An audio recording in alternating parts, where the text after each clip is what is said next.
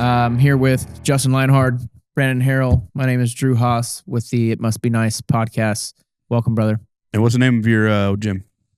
Well, the gym doesn't have a name, but it's just Judd Lienhard podcast is what the podcast run out there, and then Mass Method is the program that I run out of there. Awesome. So, And where can people find you on social media? What's your handle? JuddLienhard.com is the website, and at Judd Lienhard. So it's JuddLienhard. It's not Julian Hard. Okay. It's Judd Lienhard. And then I do need to come up with a name for my gym. Are the bands a good way to start for somebody that doesn't hasn't done any like muscle work or like meathead stuff? That's one good use of them. Yeah, okay. People like they're just beginning. It's so they're naturally variable resistance. So which means like as you go into a more vulnerable position, bigger range of motion, build momentum, the tension eases off. So it's less tension, more vulnerable. Oh no shit! So there's like a much less chance of like getting injured there. Also, they're concentric first. So the eccentric is only going to kick in as much as you can push concentric. Like let's say somebody unracks a weight of a bar. The first thing you have to do is go down with it. You got to start with the eccentric. And if you can't handle the eccentric, then you can't get back up. You can't handle the amortization phase of the band. Start with the concentric. So the eccentric builds on how much concentric. So it's kind of self-limiting. So it's safer in that way. Oh, no shit. It's kind of like a flywheel concept. Yeah, I was saying, The harder you pull, under tension or not tension. Back. Yeah. There's a ton of reasons I like bands. Variable resistance, safety curve, the force curve, little stuff like you can, you don't have to grab it like a barbell. So it like holds you in pronation or supination. You put your hand through and grab it, and then you can pronate and supinate however you want. Okay. So, a lot of people they can do this comfortably. Pronated here, it causes pain. Or it's like pinching in the shoulders and all that stuff. Yeah, or like tricep extensions when they're here, it hurts your elbow. But when you come up bands, you can turn your hands in a certain way. And you can still accomplish the workout without being in a bind. I was told after the age of, I don't know how true this is because I see people in their 70s still doing conventional bench press, but that like after the age of like 28, something in your shoulders changes or something. And then so conventional bench press, you have a higher likelihood of tearing something in your shoulder as it just doing dumbbell bench press. But I've still been doing. Yeah. both. I mean, like you said, there's a lot of personal variance, but bench press is a very risky exercise. Yeah. I love it, really? but it's a very high risk exercise. Yeah. And it's actually a really technical exercise. Like a lot of people can do it, Right. but to do it properly, so there's a lot of injuries during bench press. It's an ego lift. Yeah. So I got kind of a love-hate with bench press, man. And it is hard on a lot of people's shoulders because as we get older, that subacromial space does get smaller, and it does create a lot of impingement. And then there's a lot of pec injuries. There's a lot of biceps injuries, where your bicep attaches up here. Yep. Caused by bench press. I can feel it sometimes. I'm like, I don't feel great. And One then of the best things is that slingshot from Mark Bell. So you wrap it around so that when you go down, it's like a lot easier. okay. It gets harder. Right. So you still get that range of motion, but it's not like, a lot of people, and they, all the standards, like all the depth standards, are based off powerlifting. Right. So like based off this, 50s and 60s? Yeah. So they're like, got to touch your chest. I'm like, yeah, if you're in a powerlifting meet, but a lot of people, when they go down and they get to the point where the barbell can touch your chest, that last half inch is what causes most of their pain. But they just doggedly like, got to touch my chest. I'm like, no, dude, like, I like to put like what a fat grip is? Yeah. Mhm. I like to put a fat grip on the bar because like that's where I touch my chest and that's how low I can go down comfortably. Like I got like an arthritic left. Is there risk versus rewards? Are you adding anything to go in that extra six?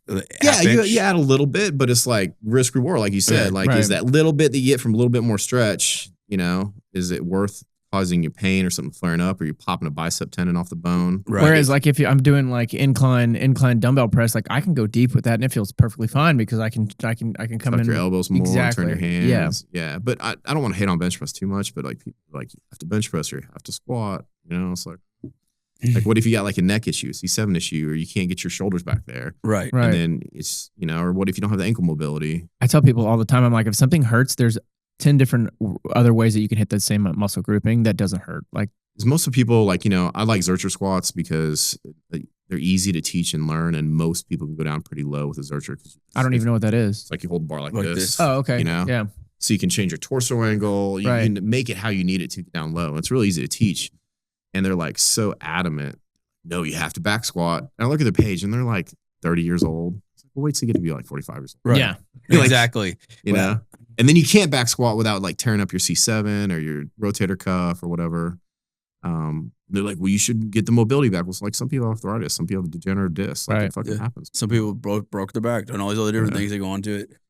Yeah. Does he think it's just because like where we grew up, like in football, that's like the 4 core lifts, and that's all we know, right? We're so ingrained. So it's like the man lifts. You know, you got to squat, and it's like by squat they picture back squat. You know, and nothing else can replace that. But yeah, that's what it is. It's like it's just ego. It's like, so do you not back squat or do you back squat? I use a safety bar. Okay. You know, so you like hold it like that. Right. Because I have an arthritic left shoulder. Yep. From like football injuries and like didn't rehab property. I had to get an MRI before I went in the military. I was like 27. They told me I had like a shoulder of a 70-year-old man back then. Dude, you have bad arthritis. It just last 5 or 6 years gotten really bad. Yeah. So I got no cartilage left in my left shoulder. So like it's hard for me to do overhead press now and pull-ups, you know. Well, you started doing a lot of your, I guess, your mobility stuff. How long ago? Probably about 10 years ago. I saw you. My Instagram got deactivated in June of last year. That I had for 14 years. I followed you for years on it. I think the first picture that I ever saw of you online, you're holding your kid. And I'm like, this guy is a fucking unit. You know what I'm talking about? You have your sunglasses on. You're holding your kid. Yeah. That photo's probably been out there for a while. But anyway, I remember watching you post a video. I think you were talking about somebody giving you shit for the way you were doing something and like that wasn't conventional or something like that. And you were talking about like, this is what's working for me and this is what's allowed me to get here in some sort of the fashion. But I didn't know how long you had been doing those types of movements. Kind of a process that developed over time, like working with people and working around my own injuries. It's like, you know, you reach a point where it's like a kid can't learn this or can't do this, or there's like weak links in their kinetic chain. Yeah. You're like, how can I address this weak link? How can I fix this movement pattern? How can I work around this movement limitability? And so like, rather than just like butting up against a brick wall or saying, well, I guess you can't do this. It's like, well, let's find some ways where we can tweak it a little bit to get some shit done. Yeah. And so that everybody, and then my whole thing is like, if you see somebody doing something, no matter how weird it looks, like if there's a good reasoning behind it, like, okay. You know, dude, sometimes I stretch and I'm doing shit while I'm stretching that I know looks weird as shit and I've never seen anybody else do it, but it feels good and it feels like it's getting to the area that needs to. And I'm like, fuck them. I don't give a shit.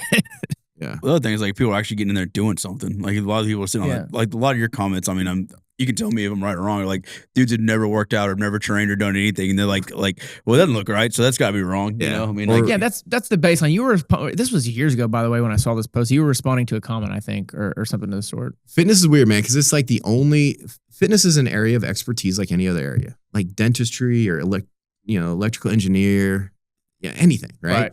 It's the only field of expertise where fucking everybody that's ever worked out thinks they're an expert. You don't see people that brush their teeth. I never thought of that. Yeah. Giving you advice on dentistry, right? Because they brush their teeth. Yeah. I've flossed before, so this is how you fix a cavity. But if you've like done a workout or worked with a trainer at all in your life, then think you're a fitness expert. And it makes it like a frustrating, because I spent decades doing this, and there's people that I'm learning from still to this day that like, that I can't hold a candle to. Right. And they have this fucking weekend warrior of people that like go to the gym every day or train, or a fucking trainer that's like 22 that has a degree in exercise science. Right. Try to tell me I'm fucking wrong. I'm like, okay, man. Like, all right. You want to go see some similar comments? Go to any helicopter page on Facebook. Oh yeah. I'm about to say 100%. Dude, it's so you bad. can auto rotate. Right. Exactly. You can auto rotate. It wasn't safe. Yeah, you're going to die. You did that wrong. Yep. You didn't die, but you did that wrong. Yeah, it's God, man, it's so funny, the egos. And the problem is like usually like you're saying a bunch of 20-year-olds and like it changes as you get older. Like and like if you I don't know, if you haven't been in man in the arena, if you ain't been in there, you don't understand it. You know what I mean? And you're actually coaching people, actually doing stuff like that. Versus a kid just going out there on testosterone and going after it. Just always be learning, man, and always like taking things in and considering it. Like I always say, don't have an opinion about something unless you've done the 2 C's, unless you're curious about it and you've contemplated it. Like show some real curiosity. Right. Instead, people, they learn it, they develop these concrete rules rather than going by certain tenets, and those become their dogmas that they live by, and they refuse to go outside of those bounds. And then what I say, the guardrails, which were tenets, turn into like their prison walls. Okay. Their mental prison walls, and they just can't think outside the box. They can't get outside that box. I'm just trying to open the door. You ever invite somebody to come out and work out with you? And that's been on this comment lines? No, I would love man, for that. I would just love to see that. Well, I mean, they're so close-minded anyway, man. It's like you're gonna take in what you open yourself up to. Right. Like if they're closed down to something new, then it's like I don't have any interest in convincing you otherwise. Right. You know? Those convinced against the will, the same Which is affliction just still. crazy. It's just, I don't know. My brain operates so differently. Like, I love so much to work out with somebody that has a completely different training Regimen or where they do like, stuff. Like, I'm bored. Yeah. Show me some new shit, and then Yeah. and I'll take a little bit. I'll take what I like and leave the rest, and back and forth. Like, I love that. I absolutely like. I've been like, when I come here, sometimes I hop on Brandon's training program, what he's doing, and I'm like, the Ryan's, right? Yeah. The chalk fitness stuff, and I'm like, oh, these are fun movements. I haven't done some of this stuff in years, or I've never done some of this. So Yeah, people love to say the basics work, right? And that's true. The basics do work unless they don't work for you for certain reasons. Okay. Their I love that. abilities or skill level. Yeah. Like the barbell back squat is not the most basic type of squat. right. You know what I mean? It's actually a fairly advanced squat. It was invented by somebody. Like, they called it the flat-footed squat at first. Like Really? somebody had to invent the squat rack. Okay. You know, All right. Before then, you had to like lift it onto your back. Steinborn squat. Oh, the Steinborn squat. Yeah, yeah. that's right. So he was the one that actually invented the back squat because, like, for ever back in the day, people would squat like on the balls of their feet, which isn't wrong. That's just Yeah. how they used to squat. yeah, That's all they knew. And then he's like, hey, you can squat a lot more weight if you put your heels on the ground. So they actually called it the flat-footed squat. And then crazy. you're like, hey, I'm tired of picking this like bar up off the ground, which is a skill in of itself. Right. Right. And it limits how much weight. Let's create a squat rack. But they act like this squat is an exercise that's been around for all of eternity. right. That this fucking Spartan warriors used to do Right. these barbell back squats. Like the barbell in itself, it seems like it's very simple, but it's an ingenious invention. It's not just a stick. It has it's the perfect diameter to where we can pick up the most weight in the average hand because Yep. it's not so thin that it cuts into our hands. It's not so thick that we can't wrap our hand around it. It's got grip on it and Yep. it rotates, it spins. So when you want to turn the weight not over, turning on you don't your have back. to turn the whole diameter of the Or plate over. Yep. It's actually an ingenious, and the diameter of the barbell allows you to keep the weight really close to your center of mass. Yep. So a barbell isn't the most natural way to lift. Believe it or not, it's a straight line. And it doesn't make it bad. It makes it really cool because we can lift a lot of freaking weight and create Right. overload. But it's not Right. like this natural thing that we just, that nature, like, the barbells don't just rain down and like, Right. God's like, pick this up. It's Right. a barbell. Yeah. You know what I mean? Like, This is true. It's not so, a rock. Yeah. So you have to learn how to use a barbell just like you have to learn how to use dumbbells and kettlebells. Like, Yeah. and the interesting fact, like dumbbells, you ever wonder why it's called a dumbbell? Why? No. Do tell. So dumb means quiet. Like if somebody's deaf, dumb, and stupid, it Mhm. means they can't hear. And they can't speak. They're dumb, right? They're quiet. Okay. So back in the day, they used to have these church bells, and they'd have to ring them several times a day, let people know when to come to prayer, let them know what time of day it was in case of emergency, in case there was a fire. These bells were freaking heavy, so like it would wear people out ringing them. So they had to train it in shape for it, and they had to ring it in coordination. So it took practice. But they couldn't be, so the bell boys basically, they couldn't be practicing this all day because they keep up the town. So they'd replace the bell with a quiet bell called a dumbbell. It was shaped sort of like the dumbbells we Oh, see today. really? You know the old time dumbbells that are round on both ends? Yeah. They're shaped kind of like that, right? But they learned like these things are heavy, and if we're not being used, we can pick them up and use them for exercise. So that's why our dumbbells are shaped that way. It's not like it perfectly matches our anatomy. It's just we Right. inherited it from somebody that was like making the most of what they had. Or did what they had, Crazy. but yeah. Yeah, there's actually this thing called halteres that the ancient Greeks used to use that are actually but they're not around anywhere anymore, and they're actually way more ergonomic. They're like these kind of spear triangle shaped things that you kind of put your hand through, and that's what they used to work out with the ancient Greeks, and it was like way more ergonomic than dumbbells. Really? But What are those just- things called that you have that used to? Oh, those connect mass to? bells, the Sornix. Oh, those are genius. Those are Much great. better. Fit your Yeah. hand better and everything And else. they were gonna give me some of those, and I was like, I can't use them because like I got a program, and then people see them, they don't know how to use them, they don't know how to access. That's everybody looks at the gym like, what are these? They're great. If you They're use them, great. If you use them fantastic. for anything else, and I always tell people I can't handle grip dumbbells, like grab this or whatever. It makes so much better. Going back to the barbell too, and like the thickness of it. Like, I was so picky in high school. Like, dude, we had I graduated 72 kids, small 2A school. Like, we had a very grunge style gym, and like Yeah. when I was power cleaning, bench press especially, or anything, like if one of the bars was too thick, or it was like I wanted one that was smaller or bigger, Yeah, or like for it fits whatever, your then it hands like better, yeah. made a huge difference. And it sounds stupid, but for me, it made a huge difference. Yeah, we used to work on our boiler room of our high school, and it was like behind the stage where we'd have plays. Yeah. And they open up, like the two platforms on the side of the stage where the people stand. Well, we had extra room in there. We had no more room, so we got an extra squat rack. They put the fucking squat rack on top of one of these platforms. So you have to like Climb this all the way ladder, up there. No way. and squat, and then you have to like climb down. Our weight room was in the back of our stage in our high school gym originally too. It's crazy. I love how you go like all these crazy weight rooms and stuff, but you remember the grunge ones. You remember the meathead ones with no AC. They're always the best. They're always the Papa best. Roach and Korn playing all the time, just on a just shitty the same old loop stereo. over and over again. You already knew what song was coming next. When I walk into a gym like that, still I'm like, oh yeah, I'm like, it's so hard to find now. They are. I mean, new one has a good grunge style is Squatch Fitness. But he has two different sides of it. Jason, do you know Jason? No. On Squatch Fitness. Have you ever been to Squatch Fitness? No, man. Oh man, it's dude, you gotta go. It's close to here.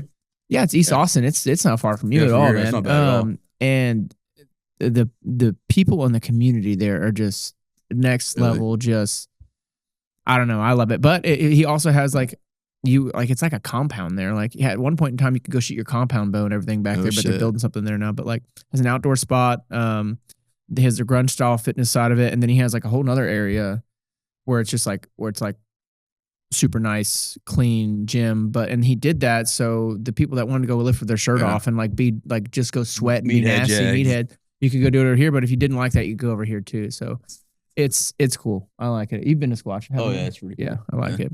I like when you're traveling or something, you go to a small town and they'll have that old meathead gym. You're like, yes, we're in it, boys. Yeah. Dude, I want to start doing this thing where I just travel and go to like the coolest gyms in America, like gyms like that. Just travel around. That's my favorite thing. Like tourists, like there's a gym in South Carolina I went to that like is in an old factory, man. It was like like an old brick 18th or 19th century factory. Let's go. It was badass, man. They had turf in there and everything. It was so cool, dude. This is off subject a little bit, but like did you watch Big Daddy growing up with Adam Sandler? Like that? Yeah. It's like that place, like, dude, I've always wanted a place to look like that. The big old industrial door. Yeah. The thing about the Southeast that I like is cool is like they build a lot of these apartments in these old factories that have like the old steel pipes running through them and then like the skylights that they refurbish and keep in there. Yeah. And it's really cool because it makes like concrete and brick and light, natural light. Right, a little industrial feel to it. My sister's friend Inez had a place on South Congress that was in like a warehouse type of deal. And I can't think of the damn name of it right now, but it was just like had cool murals everywhere and stuff like that. But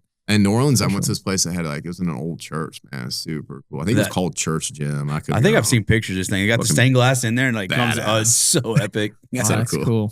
Were you always like into weightlifting growing up? Like when you were a ranger and all that stuff, was it always like part of your regiment? And then, or did you just here lately? I didn't become a ranger until I was like in my late 20s. So yeah, I was into working out from a kid, G.I. Joe and Hercules and He-Man and all that shit. Yeah. And then loved bodybuilding. Like I was really into bodybuilding. Were you? Like Ronnie and Dorian and all those dudes. Ronnie's like a legend in all of our books. Yeah. How old are you?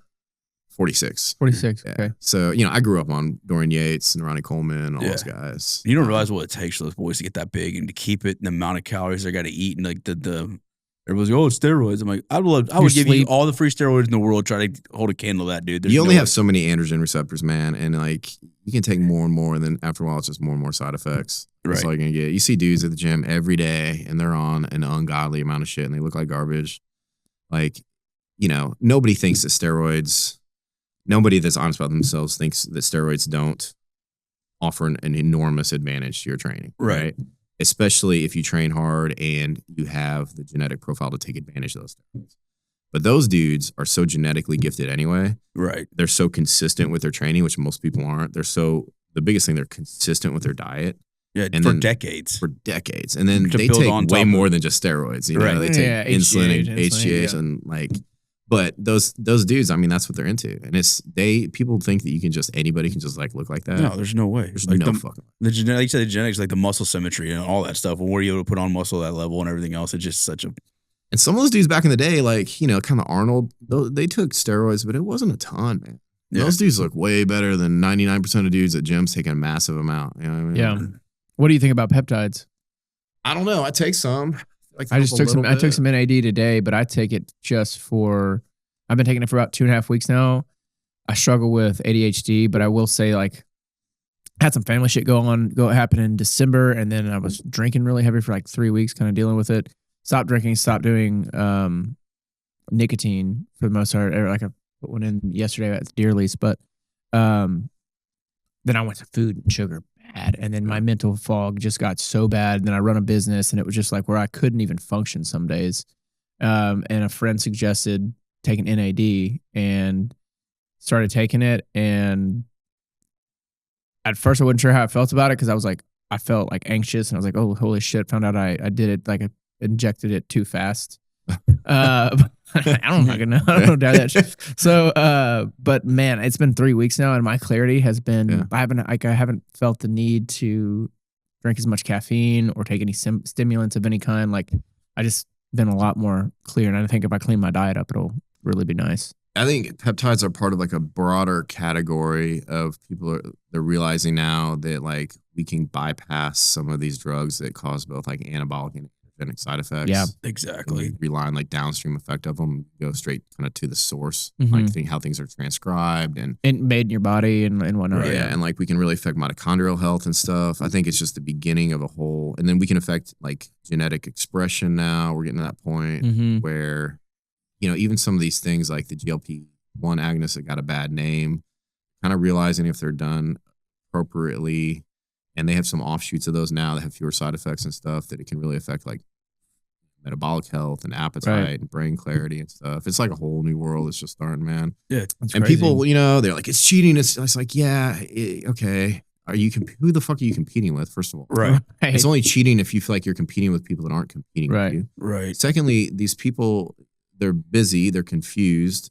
You know, what is working for you because you're a different person might not work for them. Right. And a lot of people, they want to lose a little bit of weight and they want to feel better and they want to help their metabolic health. And like, it's their decision. And it's just like anything. We get super judgy towards other people. I'm like, if you're losing weight, you're trying to make yourself better. Like, what do you care? Yeah. And like, if somebody's been 400 pounds their whole life and this is like the one option they can get past go, like, who cares? Yeah. Why are you going to be the gatekeeper? Like, if that makes them get there, who knows? Maybe when we get to 200, they might start working out and doing something that's the next step. I think it's a cog in the wheel. I think that's what it's meant to be, is just like to get people kind of a head start. Right. Like give them a breather, you know, let them see some progress. Well, the biggest deal is seeing the progress. I think we don't understand, like people that listen to this have just been working out their whole lives and we've never been 45% body fat, or the people that had to get down, like, because like after a while, when you're obese for so long, your like epigenetics change. Like, genes literally express it. It's very hard. It becomes very hard to lose weight. Right. You know, like your body's like, this is where we're going to be the rest of our life. And they don't have the information to really do it properly. Right. There's so much misinformation. They get confused. And like every food out there, like, no, that'll kill you. You got to eat this. Right. It's all crash diets and everything else. So when they do shed it, it comes right back on. And they are fucking tired, man. They do got a lot of other problems and shit. Right. And they got a lot of health issues. And like, it's fucking hard for some people. And it's just like, we get really snooty about this shit. Like, especially like you said, when you've been working out since you were like me 13 years old, and you've been working out since high school. I'm sure you've been the same thing. And it's just like, it's almost like an addiction, like a compulsion to us at a certain point. It's like, I got to have my workout in today. And we wear that like a badge of honor. But like some people, like they just don't like to fucking work out, man. I mean, honestly, if I'm being completely fucking honest, years of my working out, or a big part of my working out was so I could clear my mind, because I had shit going on in my brain. You know what I mean? Like, it's your mental break. As a clutch or therapy session. But now I found that I've done it for so long that it doesn't release me from my daily shit. I could literally work out a quarter of the amount of time I do and keep 80% of the health. Yeah. You know what I mean? It's like, I don't need, you know, I can be healthy and I could work out 3 days a week and I could be perfectly healthy, and I'm choosing to work out way more than that. Yeah. That's a choice that I'm making. It's not the standard that should be placed on everybody else's head. Exactly. You know, like, I had a 15-minute phone call with somebody on the way here. His name's Guy from Hallettsville. Shout out Guy. He lost 160 pounds in the last 2 years. He's doing CrossFit, and like he's kicking ass. And he told me that the pants that he's in right now were the pants that he was wearing in junior high. He said he's been big his entire life. Yeah. And he's 42 years old now. So from 40 to 42, he lost 160 pounds. That's crazy. That late in the game is so badass. It's crazy. And it takes a lot. That's good for those people. It takes a lot. Yeah. I listened to I just finished Brian, is it Cranston? The guy's trying to live to be 200 or whatever. Like I always got super weird vibes from that guy. I'm not gonna get weird, but listen, I watched the podcast he did with Chris Williams here in town, and it seemed like, it seemed pretty normal. He had good advice. And some people, he was like, what I'm doing is not attainable. He's like, I'm literally just doing this for science. Well, he's also the guinea pig. Like, thank you for doing that, championing the cause. But like, he gets the vibes. He's like, I don't want to deter people from, like, they're seeing what I'm doing. They're like, that's not obtainable. He's like, this is what is obtainable. This is what you should focus on. And it was all very simple stuff. Like, yeah, there's like three groups of people. People that like love to work out and like want to be in the gym every day, like trying to help them manage that load so they don't hurt themselves, right? And burn out, right? Yeah. Because you love to be in the gym, right? Yeah. And that's cool. I love to be in the gym too. I can relate to you, right? And there's people that like are desperately trying to hang on to some kind of athleticism. They're athletes when they're younger, shit starts to break down. They lose some capability because We're fucking human and our bodies break down. Yeah, for sure. These people, they act like if you train the right way and you follow this diet, you just don't age. It's like, no, man. No. We all fucking age. Right. Even Jack LaLanne fucking died, exactly. man. You know, and then Mother there's Nature's undefeated. yeah, so like trying to help those people like adapt exercise to help them stay athletic. And then the third group is people that they don't really love exercise. They know they should do it and they have the discipline to do it, but they don't want to like commit more time than they need to. Right. Because they have other shit that they love to do. It's not a priority to them. It's like which category do you fall in, man? And if you fall in any one of them, good for you. That's your shit, dude. Right.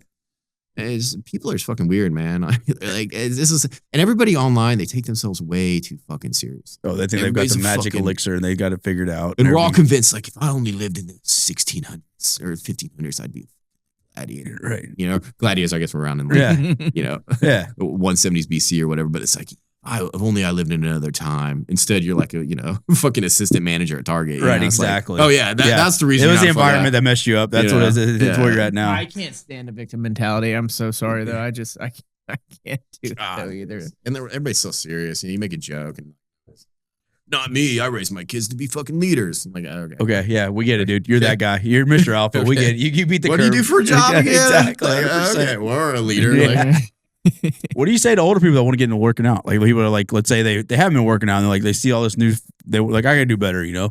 And like they're like in their 40s and their 50s and they're just now starting to pick up a weight. Like, do you like weightlifting? You like, I know you do a combination of everything, like, but what's your go-to if someone comes to you for the gym? Like, hey man, I need to get like older gentlemen just getting started and wants to get after it. What do you recommend? So first, you have to understand the, you know, basic categories of fitness. Right, you know, you have your strength training and cardiovascular training, you know, that kind of stuff. And really, when people are just getting started, they need stuff for mobility, stuff for basic strengths, plus stuff for basic pull from every bucket. Yeah, you know, and that's not even every bucket. Like, you know, we'll get into power later. We'll get into like rate of force production later if you want to. We get all that stuff later. But just add some systemic strength and all the major movement patterns. Add a good cardiovascular base and make sure you have decent mobility. Right, bam, bam, bam. You're not gonna, and that's a lot. Just those three categories will make everyone's life so much better, right? And so with those three categories, just strive to understand like the minimal and optimal effective dose of each. Like what's the minimal I need to see progress or maintain what I got? And it's very little normally. The optimal dose is normally several times higher than that, but it's still pretty manageable, right? To see progress, right? So if they understand that, then what they need to do is just establish the basic habit of exercising. Like block out a segment of time, preferably at least an hour long, okay, you know, 3 to 5 days a week, and establish the habit of just doing something that breaks the sweat or gets your heart rate up a little bit. It doesn't even matter what, it's not going to get you hurt. Yeah. So something you enjoy, something that makes you feel like you're a winner every day, like you saw progress that you can measure. So like walk around your neighborhood and set a timer and just try to walk that block faster or add a little distance to it or add a little bit of weight in a backpack.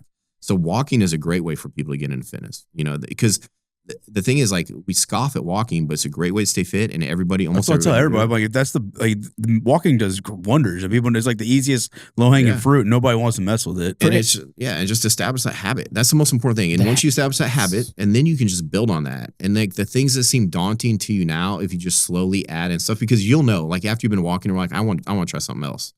And then either you'll get a gym membership or you'll start doing some lunges on your walk, or you start doing some, you know, bench or push-ups on a park bench or some step-ups on a park bench, and just add. And then you're going to want to try more shit, right? Rather than you got to do this and you got to do that. Like at first, just walk. And then, so get like a cardiovascular base and then just do 2 to 3 times a week, do like your basic movement patterns, like a push, a pull, a hinge, and a squat. Okay. And like those are the basic ones. If you can add a carry or something, that's great. You know, if you can push this way and pull this way and this way, that's great. You know, if you can add lunging to your squatting, that's great. Just as long as you're doing those basic movement patterns 2 to 3 times a week and progressing in resistance gradually. Yeah, I think this is the most, what you just said is probably the most important point of this entire podcast is for new people, at least. I wanted to touch. So I always tell people, I'm like, to build the habit, I always tell people, go on a walk for 20 minutes a day, just to build the habit in your mind. Like set a timer for 20 minutes and go on a walk for 20 minutes a day, just to build the habit of like, I'm working out, I worked out, I'm proud of myself. Yeah. And then once it's, so what you're saying is like, are you saying to walk every day and then 3 days a week, maybe do those movements, or 4 days a week in the beginning, or maybe at the beginning, just find 3 days a week and you walk. So how, for me, I mean, And obviously it's- that's not enough to see long-term progress. Right, But but you got to just- start You somewhere. got to start somewhere. Right. Incremental Yeah. wins. For me, if I miss 2 days in a row, and it fucks me up. It Yeah. fucks It's my mentally. routine up. Yep. Yep. So how do you with 3 days a week? How does, and this could be different for other people, but how have you seen? How has it been for building a routine for people that are just getting into working out if they start with 3 days a week? Like how do they get to, like, maybe they worked out 3 days in a row or they every other day and then they missed 2 or 3 days? That's normally fine. As long as the intensity is high enough, it's okay to miss a couple days in a row, like the weekend. Right. You know what I mean? Because at first, like, it's all about the habit. Yeah, And that's the then biggest deal. you got to start adding enough intensity to where the 2 or 3 days is enough. But with the habit, I guess is what I'm trying to say is, like, Yeah. do you find it easy for people to still build that habit with doing it at first 2 to 3 days a week? What have you Like, seen the am I- best success am I with? give- Have yeah, you am I seen it- giving have you people seen it wrong like every other advice? day or 2 and then 1 off and then like for in your coaching? That's a good way of putting it. Yes, Yeah. there we It's go. so here's a little nuanced answer. Get those 3 times a week where you're guaranteed your hour, right? Yep. Because, like, there's other shit that you don't do every day that you do every week. Mhm. It's your semi-regular thing. Right. But then maybe pick a couple easy things like exercise snacks, 10 minutes every day, no matter what. Like, pick a mobility routine that you do every single morning for Yep. 5 minutes, every single day for 5 minutes, right? And then, or if you can get 10 minutes, that's great. Or and then pick some stuff that'll get your heart rate up, like having an assault bike or something in your Yep. house or something, or a flight of stairs. And like, I'm going to run up this flight of stairs 10 times every single day. I see people that do that at work. Yeah, just they're called Yeah. exercise snacks, and they're finally picking up speed. Exercise snacks. I like That's that. cool, That's man. it. I I like was- that a lot. I got a buddy Sean that's working out with us now at 5 a.m. and I was like, just do 10 push-ups and 10 air squats. You know what I mean? And then every hour on the hour, whatever. So whatever you can make sense for you. Dude, I like that a lot. if you can go and dedicate 5 minutes or 10 minutes a day, and 5 minutes of that is just a warm up to make sure you don't hurt yourself, like something to get your heart rate up, right? Yep. And then you can do 5 minutes of intense intervals. The impact that has on your health and fitness is compared to somebody who doesn't exercise at all. It's I heard exponential, so- right? I heard this is 5 minutes a day of very intense exercise. so stupid, but the people that fidget at their desk, like tap their legs with it, They tend burn to be like thinner. way more calories. But I'm like, the exercise snacks, you just dropped a bomb on me. Like, I can't wait to make a video about that to help people, because it's awesome. Yeah, like, so people are stuck at work, man, and like busy day, and they have a 30-minute lunch break. It's like, warm up for 5 minutes, do 5 minutes of, and I know people like to get sweaty, but sometimes you just got to be a little uncomfortable. Yeah. Right. You That's know, when like, magic happens. break a fucking, like, go all out, like, pick a flight of steps and run up as fast as you can and then walk back down it 10 times. Yeah. Because, like, you get a cardio benefit, you get a strength and power benefit in your lower body, Ramp it up and You're down. gonna get here. an endorphin release as endorphin well. release, so it helps with focus, you know, like, it's just a commitment you got to make every day. I wish that I could gift everybody in the world that has depression, anxiety, and that doesn't know exercise. I wish I could gift them a week of how good their brain would feel from just introducing a little exercise into them. Like, It's it's the best just, dopamine dump by far. I can't. I think Jim Carrey said it. He said if you're sad and depressed and you're not eating well, eating healthy and exercising, you're not giving yourself a fighting chance. I mean, walking it's so underrated for health and wellness. And something we used to do a ton. Like, people just, Yeah, we're so It's sedentary just now. No one wants to mind move, get cleansing off in their the ass and evenings. do anything. dude, so I'm like a history buff, right? Like, I love it. huge fucking history Oh, buff. yeah, I love history. Like, and I've been in the Civil War all my life, but I'm That's like your period of history. You're just well, jammed. just World War II, Civil War, like a lot of different things. Okay. But a lot of people, the medicine in the Civil War sucked. Oh yeah. Like, they didn't understand germ theory. Like, right. the They wounds, didn't understand bacteria. They didn't understand anything. wounds were fucking atrocious, right? Right. But like 2/3 of the dudes that got wounded ended up living, and like even like I think 60% of the people that had field amputations lived through that shit. Wow. I didn't think that number's that high. Yeah. So like it's astounding how many people got wounded in the Civil War and didn't fucking die. Like, if you were gut shot, you were gonna fucking die. Right. Right. Because Yeah. it's just Sepsis, all sepsis, all iron, shit. yeah, But if right. you were shot in the limb, there's Yeah. a good chance. A lot of those dudes were wounded several times and lived. And I don't think if we went on the battlefield now and had those wounds that we would live, because I think your immune systems and their health, their underlying health was just so fucking good. Because those dudes walked with load every fucking day. And when they weren't Oh, walking, yeah, I they didn't were think about that. digging. Yeah. And then they were also exposed to germs on a regular basis, so they had a good immune system. And they were exposed to different temperatures every single day. They were Right. always hot. They were always cold. They were always sweating. They were Right. always fucking walking with weight. They were eating like whole unprocessed foods. Your body's always under load. You're always doing they something. were then. other than the parasites that they Right. had, because they were extraordinarily healthy. And so we take cues from that. It's like these dudes fucking moved every day. They were like digging and stuff, fortifying trenches. They had friendships. They sang so they controlled their breath when they marched. So they would like sing and when they marched. And so it was like breath work. It's like, that's the fucking template. You know what I mean? Yeah, exactly. And we don't do any of that. We think they were so unhealthy. It's like, no, they had to be extremely healthy to survive those fucking wounds. Like, crazy. The dudes would be shot on the battlefield and left there, like no food and water for 3-4 days. And fucking live. Fucking live. That's nuts. So like, I just read about the Battle of Cold Harbor, right? Where Grant fucked up and he like had this like massive assault on the Confederate breastworks and like, I think like 6,000 dudes, 30 minutes. Damn. Killed or wounded.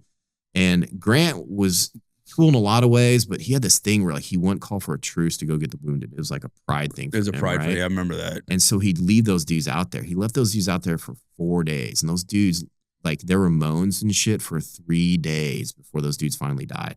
And it was June too. It wasn't like fucking hot. Yeah. And like they were fucking healthy as shit. Yeah, the fact that dude, you leave me outside for 3 hours. I'm like, done. Yeah. Call it, boys. That's it. Put a rope in it. But now, like, we go outside, they're talking about the cold weather. Don't go outside and shovel your driveway too fast because, like, heart attacks spike. Yeah, you're it's like, how far have we come as a society? Yeah, like, dudes used to live on a battlefield with a fucking, like, leg blown off from a cannonball. Like, the tourniquet tied, they tied themselves and lived for 3 days. And now, if we shovel our fucking driveway too fast, we're going to fucking fall over and heart attack. Coddling the American mind, boys. That's it. But, I mean, that's the key, man. It's just, like, shit like that. Just, like, control your breath. What's your training regimen look like? I know like you do the mass stuff, like where you like you load the front end and then work your way down for recovery if you need to. But like, what's the standard for like people that want to like just on average? Like everybody's like, because everybody's got their theories and there's different ways about do that. But like, what's a training regimen look like for you? And like, what would you do for like recovery wise? And like, it's like people always like, I should take a day off to recover, or I shouldn't. You know what I mean? Like, are we going to overtrain and all this other stuff? You know? Yeah, overtraining is something that's like more chronic. So if it's short term, like a week, you don't have to really worry. If you want to push it hard for a week and overreach a little bit, that's fine. You know, when things start to like, when your mood starts to change, your sleep starts to be disrupted, injuries aren't healing, you feel like systemic inflammation, or you get your blood test, you got systemic inflammation. Like those are all signs. Like your appetite changes. Right. Those are all signs of like you're starting to overtrain. Right. So if you want to push hard for a week or two, I think that's fine. But if you continue doing that week after week, bad things.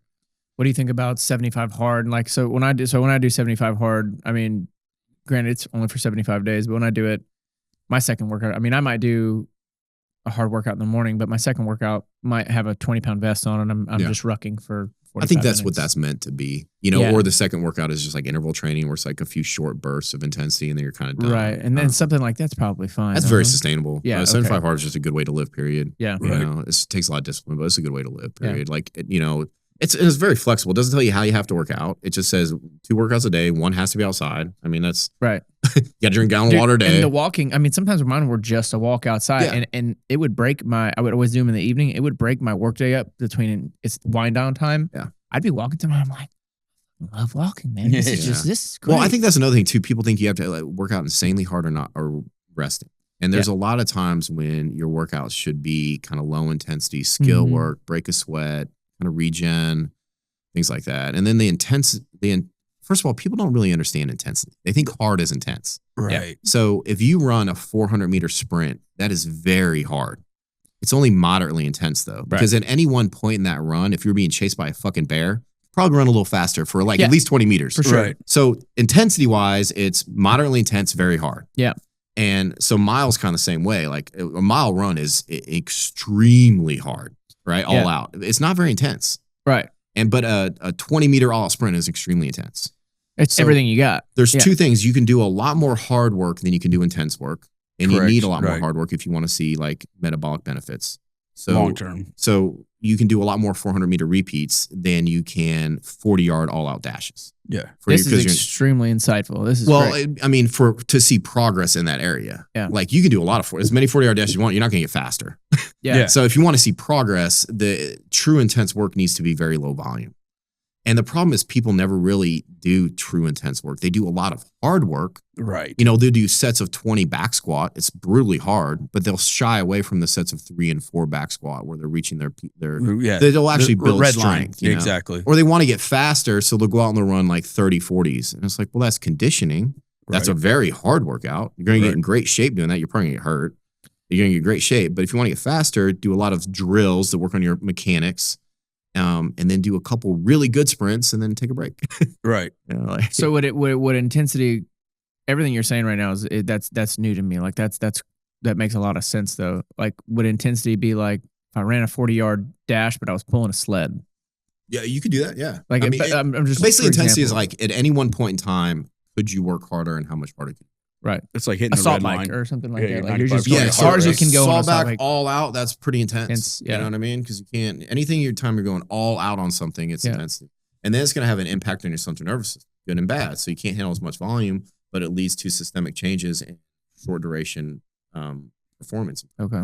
So like if you go and you do an all out vertical jump, that's not very hard, but you can't do 100 of those. No, yeah. Right. But you can jump rope for 20 minutes and that's hard. Yeah. But you probably jump rope for another 20 minutes. Right. And it wouldn't be bad for you. Right. You know what I mean? Like, so we tend to do a lot of hard, and you see the people that do a lot of hard and not a lot of intense, they tend to look good. They tend to have some like muscle and they're lean. But their performance metrics, you know, they don't jump really far. Correlate, they don't lift a ton of weight. So like CrossFit's gotten a lot better, but kind of back in the day, that's kind of, they were doing a lot of hard. They wouldn't take those days where they rest a long time, lift a lot of weight or sprint really fast. So you get a lot of dudes with big muscles that are lean, but they suck at the 40, can't deadlift more than 500 pounds. Yeah. But now you're getting these CrossFit competitors where it's kind of a hybrid. They don't want to admit it, where they do their CrossFit WODs, but they also employ some like standardized periodization training, things like that, some contrast work, things like that. What's the type? What kind of intensity training do you like doing, or what do you do regularly?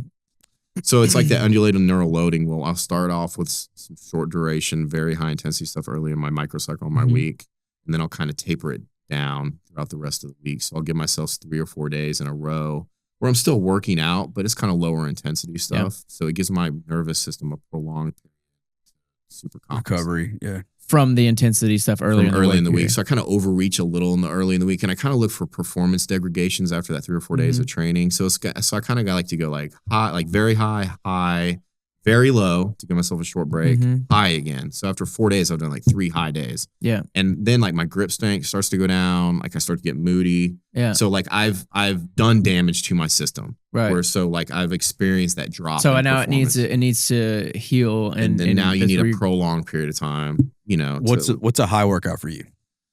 So sprints. Okay. Give me an example. Like, let's say we're Monday, we're gonna hit it hard. Yeah. Or your weeks on Sundays or Mondays when you start your like. Yeah, it varies. Whatever. It depends on my schedule. Schedule is same, yeah, right? So I go by like an 8 or 9 day microcycle, so it doesn't really fit in the weeks. Right, because our weeks are weird anyway. So invented by the Babylonians in 4000 BC, based on the celestial bodies they could see at the time. Right. So why we're trying to cram our fitness into that? Exactly. Yeah.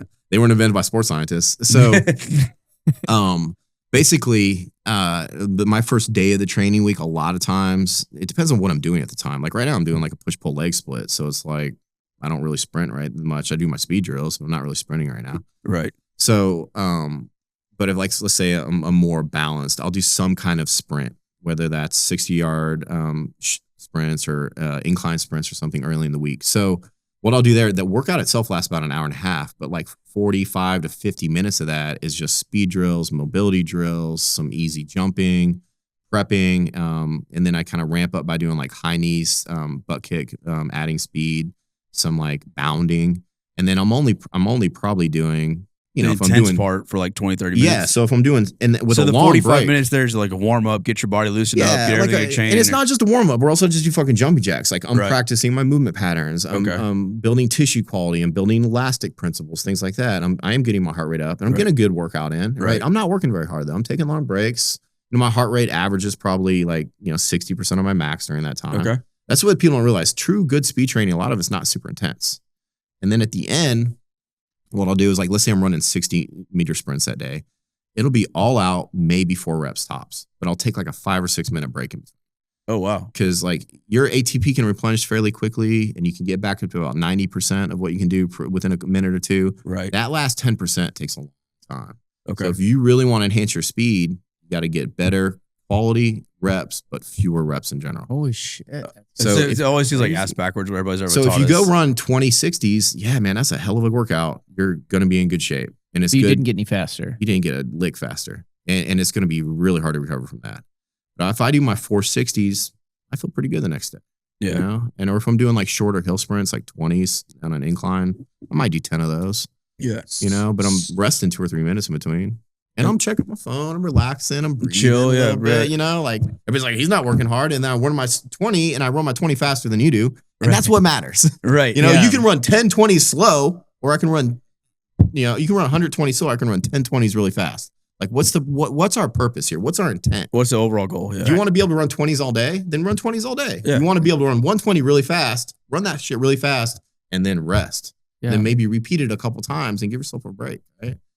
Is that your and then you that's earlier in the week, that's your workout for the day. Yeah. And you know, I then- might do a little bit of core at the end. Yeah. Maybe. And then you know, the next day is normally like, depends if I'm doing like a total body split, it's like my total body heavy day where I'll do like heavy push, heavy pull, heavy lunge. I want to get, man, I just want to be, I'm so imbalanced and I have been for so long for like, I want to be athletic. I want to be flexible. And instead I'm tight.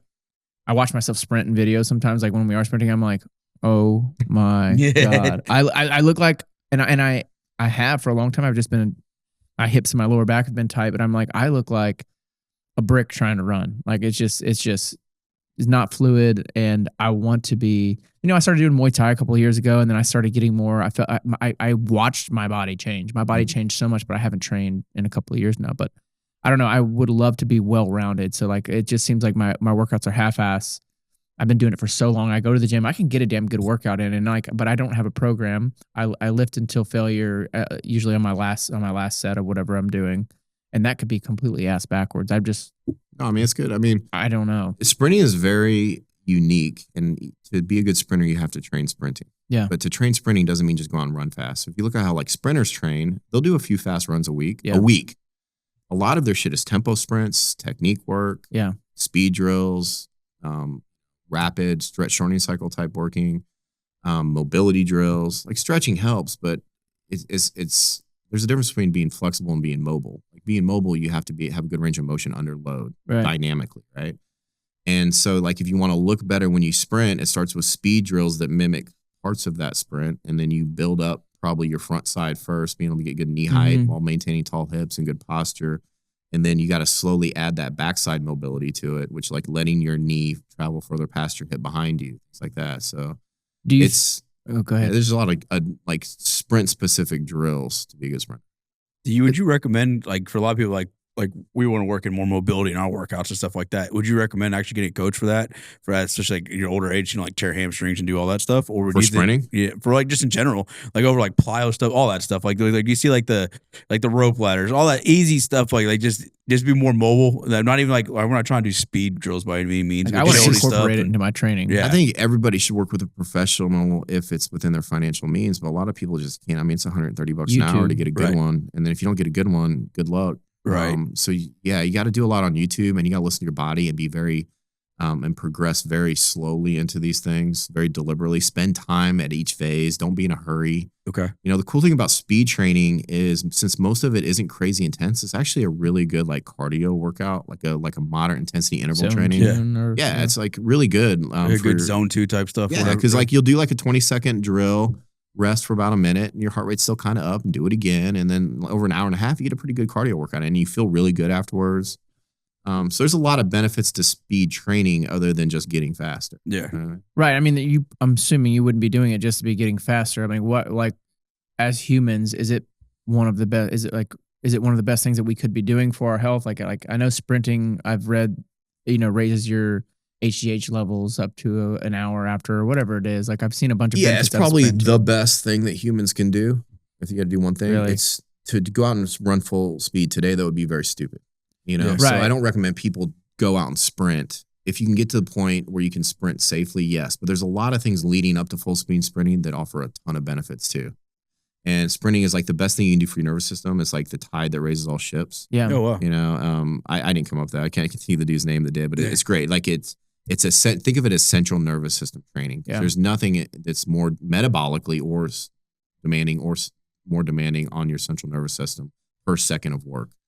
So awesome. What about sprinting uphill? Do you need to do any sprint uphill is for most people, I would say sprint uphill because it's better for your knees, right? Yeah. So your turnover is slowed down because it's harder. Just you can't turn your legs over as Right. fast. So a lot of injuries come from too fast of a turnover. Yeah. So their hamstrings have to produce force too fast when they hit the ground. Pull hamstring. Mm. They have to recover their foot from too fast from behind them. They'll hurt the rectus femoris, or they'll give themselves like a sports hernia. It's like too fast of a turnover. Yeah. Okay. And especially people lift weights, because then you build those force capabilities. Yeah. The mass is there. Yeah. And then your weight for one. Okay. And then you build those force production capabilities that you can't handle at a certain speed. Oh, You know what I okay. mean? Because it's never been under load like that before. Yeah. So why would it be? Exactly. And then, especially a certain speed, once you get just a little bit fatigued, like, and then form goes. A little and bit everything. of, technique breakdown, and things go wrong in a hurry. But hill sprinting is kind of self-limiting. And if you Right. can get, and even at first, it's not full speed, man. You just sprint uphill like you run after a toddler. Yeah. And you just focus on basic things for sprinting, like get your knees up, keep your toes up into dorsiflexion, like keep good posture, relax, stack and attack. Like you can just, like this one. yeah, just, the key with sprinting is relaxation. Yeah. Because all of our muscles have antagonist muscles. So if we're tense, whatever muscles are trying to do their job are fighting a muscle that does the opposite job that's also tense. So the best sprinters run relaxed, right? Mm. And so, they look at the thing that matters most is force, like how much force you can put in the ground and how quickly you can produce force, obviously, right? Mhm. But in order to produce that force into the ground, you have to get the right vector.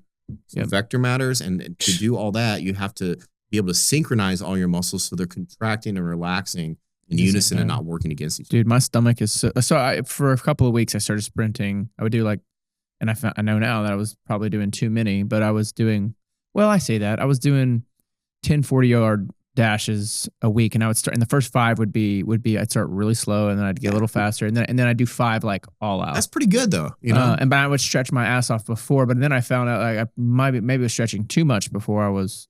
Well, if running. if for peak performance, yes. Yeah. But if stretching makes you feel better, Then do it. and then also like the inhibitory factors from stretching, they're pretty transitory. So like, if you stretch and then you go do a vertical jump within a couple minutes, yeah, it's gonna hurt your vertical.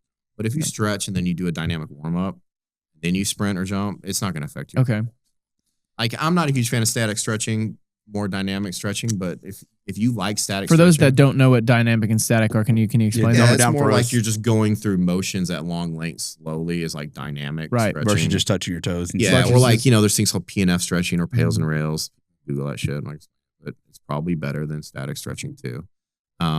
Is where you're using like isotonic or isometric holds rather, and things like that.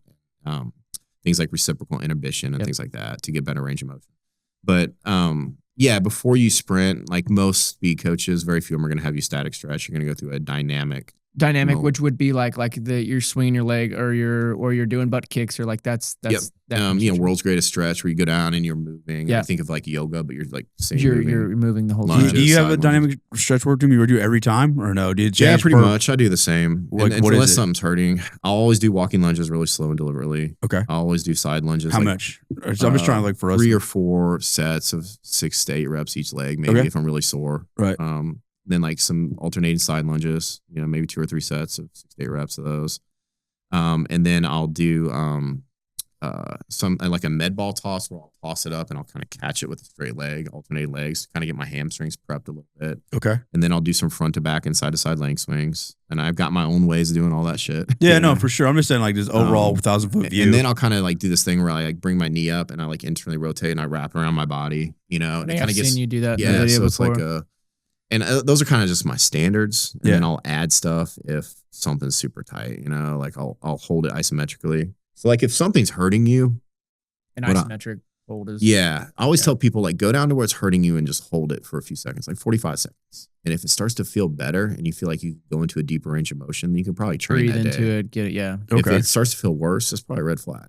Oh, Like really? holding something makes it feel worse, probably shouldn't train that day. Or do something different. Right. Listen to your body, because that's like there's so many times in my life that I've ego lifted and I just was like stupid, or like I feel my back starting to hurt. I'm like, one more set. Well, and it's usually at the end of my set. It's like 300 something pounds. I'm It's like, always that. that was And that's stupid. what we learn when we get older, man. We're almost always warned before something bad happens. Yeah. Like Yeah, there's a little, yeah. I've gotten so much better about that though. Holy shit. Yeah, there's so many workouts where like something will kind of twinge. I'm like, set's over. Yep. Workout's done. We're done, I'm going right, we're home. done. There's another day. Right. It's like live to fight another so day. many times I've done one more rep and then I'm out for 2 weeks. Right. And I'm like, And you're like, damn, I should have just waited.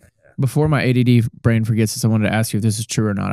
I read something somewhere that like after the age of 35 or 40, the percentage of people that sprint ever again in their life is like super low. I've heard like the age of 18, it's super low. I believe After it, you yeah. get out of high school and structured sports, Well, if you don't go to structured sports, college, why would you? just stop sprinting and nobody ever sprints again. And then I think it's something like 20. I've heard different numbers, but it's an extraordinarily low percentage. And once you stop sprinting, you can do it. And I encourage people, it's very hard to start up again. Yeah. You know, like, Yeah. Are you incorporating sprints every week for you? No, at my age, man, I do a lot of speed drills. Right. And the drills vary in intensity. So I'll do, a lot of straight legged bounding, a lot of single leg cycling, a lot of alternate leg bounding, a lot of high knees that I add some speed to. Okay. And then I'll do, like some hill sprints every once in a while. Like I'm not doing full end, top end sprinting very often anymore at my age. Like maybe a couple times a month, I'll sprint full speed, if everything's feeling good. And a lot of times I don't really know if I'm going to sprint full speed going into the workout. I'll do all the drills first. And see how you're feeling. Yeah. And then if I'll do like a flying 20 where I build up, sprint for 20, if that feels pretty good, then I'll Progressive go to a full now speed. on top of it. It feels good to let it all out though. I mean, it feels really good. But it also, when you top end and you're like, I'm moving pretty slow, right? Yeah. Well, people people get addicted to distance stuff. Yeah. People get addicted to sprints too, man. Oh, Well, it's like strength training though. It's like you come back every week and you're a little faster and you're a little stronger and you're like, oh, this is fucking fun. Like I almost want to get back into strength training and I powerlifted all through high school and like, dude, getting in the gym and like, oh, I did.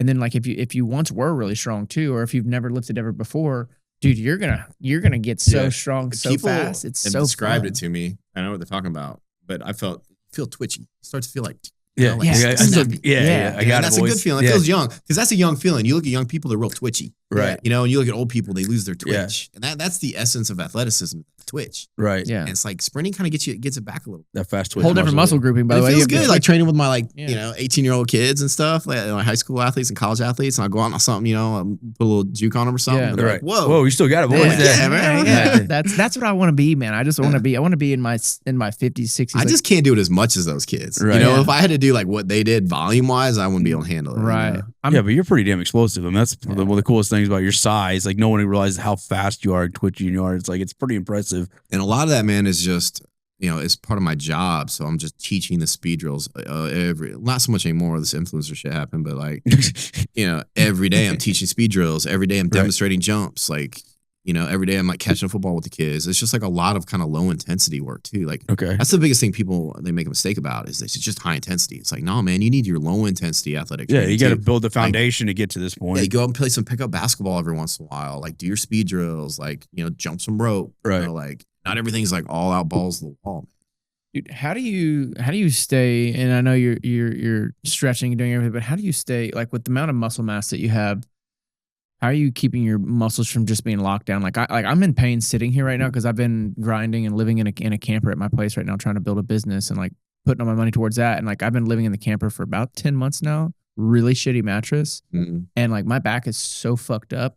But like I can't even do a back workout now without having a headache for 2 days. And I'm like, I've been getting massages, I've been stretching, I cannot get it to release. Yeah, I'm better about it with my lower body. My shoulder, man, I'm not great with my T-spine mobility or my extension I just and saw like a my video shoulder. about simple movements that you can do. to Yeah, loosen so I'm that. not great with that because it causes so much pain on my left side. Mhm. Trying to get it worked out.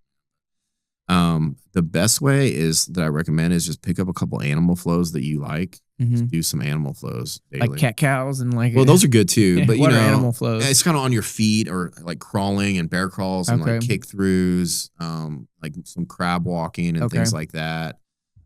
Just where like you're having to be kind of like transition hip level, be on all fours, like your spine is having to move and Yeah. support in different vectors, and like you're like turning over on the ground, so you're getting a lot of that like multi-pattern, multi-vector spinal Right. rotation. The best way to do it is just keep moving like that rather than like Movement, try to yeah. get a massage once a week. It's just every day, just go through some animal flows. Okay. And the people that do them are kind of wazoo, so we look down and kind of roll our eyes, but it's actually really good. There's a lot to shit. it. Yeah. Right. It's, and it's a lot of what they do is really close to like what a lot of jiu-jitsu people do. It's just we look at jiu-jitsu like it's really cool, and we look at animal flow like it's fucking wazoo. And a It's lot pretty of much the same stuff. a lot The of the same pass through is all the movements. same shit. It takes the hip shrimping, mobility. the whole 9 yards, the same thing. It's like a lot of same shit. It's just a different expression of it. Yeah. Yeah. So like on your regimen, are you doing like let's say like because there's all these different pillars like your strength training, now your fast twitch movements, all this other stuff. Do you have it like heavy weighted different stuff? Like I do like my explosive work like 20%, weightlifting 40%. Do you have like any of those types? That's a great question. Yeah, I want to know that too. Yeah. I know it's for you personally. I'm just saying in general, like in general, like generalization. In generalization, yeah, I would say Because it's all pill. It's like a table, right? It needs all four legs for us to be a robust human and survive and get older as you go and everything else. Well, it kind of starts with what you want to prioritize, right? Okay. And what you prioritize should probably shift every once in a while. So, like, you should spend a period of time where you're prioritizing like metabolic health and conditioning. Okay. And that doesn't mean you stop doing everything else. You just put a little bit put more emphasis on this. I mean, that's the nature of periodization, basically, Right. right? And then, shift to a little bit more like I'm going to focus more on like power training, speed training, or getting lean every once in a while, or. So it depends on what you're focused on, and that should always get a little bit more volume and attention from you. And then just learn the minimal doses of everything else. So like, the minimal doses of like strength training, like literally 5 to 7 sets a week per movement pattern above 85% of your 1 rep max is enough to keep your set strength per week. Oh, wow. So That's awesome. let's say you pick 2 days you want to do squats. It doesn't matter what type of squats. Exertion squat, front squat, back squat, whatever.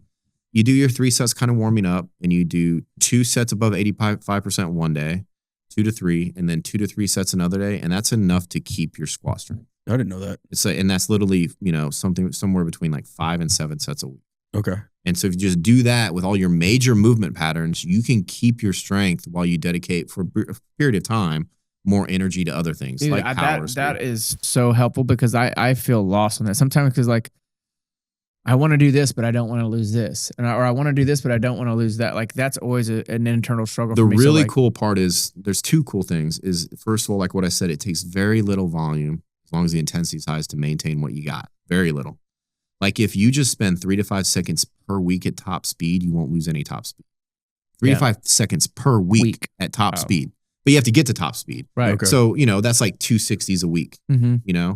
And that, like, as long as you're hitting that every week, man, you're going to keep your top speed. If you don't, you won't. Speed will go in a hurry on you. Yeah. But strength won't. Strength really won't go away in a hurry. Muscle size will, but you can keep your strength for a couple weeks. You'll probably even get more for a week or two because you'll give yourself a rest. Right. Cardiovascular training tends to taper off quickly. You know what I mean? You can keep it. Feels like that thing just goes away first quick. Yeah, depending on like your genetic makeup. But that's the cool thing is it doesn't take very much to keep it. And the cool thing is like after you've gotten it, it's easy to get it back.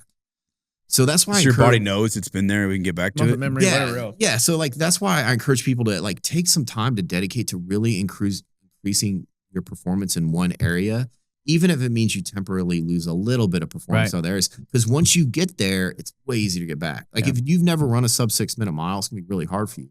But if you take some time, dedicate it, and just get under that 6 minute mark, then even if you're away from it for another 6 weeks and you're running like high 6s, even low 7s, you can get back to that again. It's way easier. Yeah. And that's for cardiovascular fitness, it's for strength, it's for speed.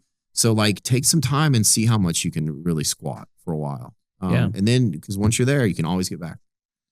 Yeah. And just we never imbalance our training enough to reach peaks. To like really improve. We always try to like keep everything. And there's periods of times when you're like, I want a balanced program. Right. Okay, cool. But there are times where like, well, let's create a little strategic imbalance so we can see some gains. Okay. Because knowing that minimal effective dose is so low, you don't have to do a lot of strength training for a while to keep it. Let's dedicate some more energy to getting like faster, or better cardio shape. Okay. Everybody's like, I got to have a balanced strength and balanced cardio and balanced speed. Nah, man. Well, you know what balance does? It keeps us from going anywhere. Yeah, it keeps us plateaued. That's all it does. Which isn't always a bad thing. No, for sure. But let's create a little, strategic imbalance now. Yeah. Marshall, I think one of the cameras. What about like for like I call them mind fuck workouts. Sometimes like I just like to torture my friends, or we like torture each other.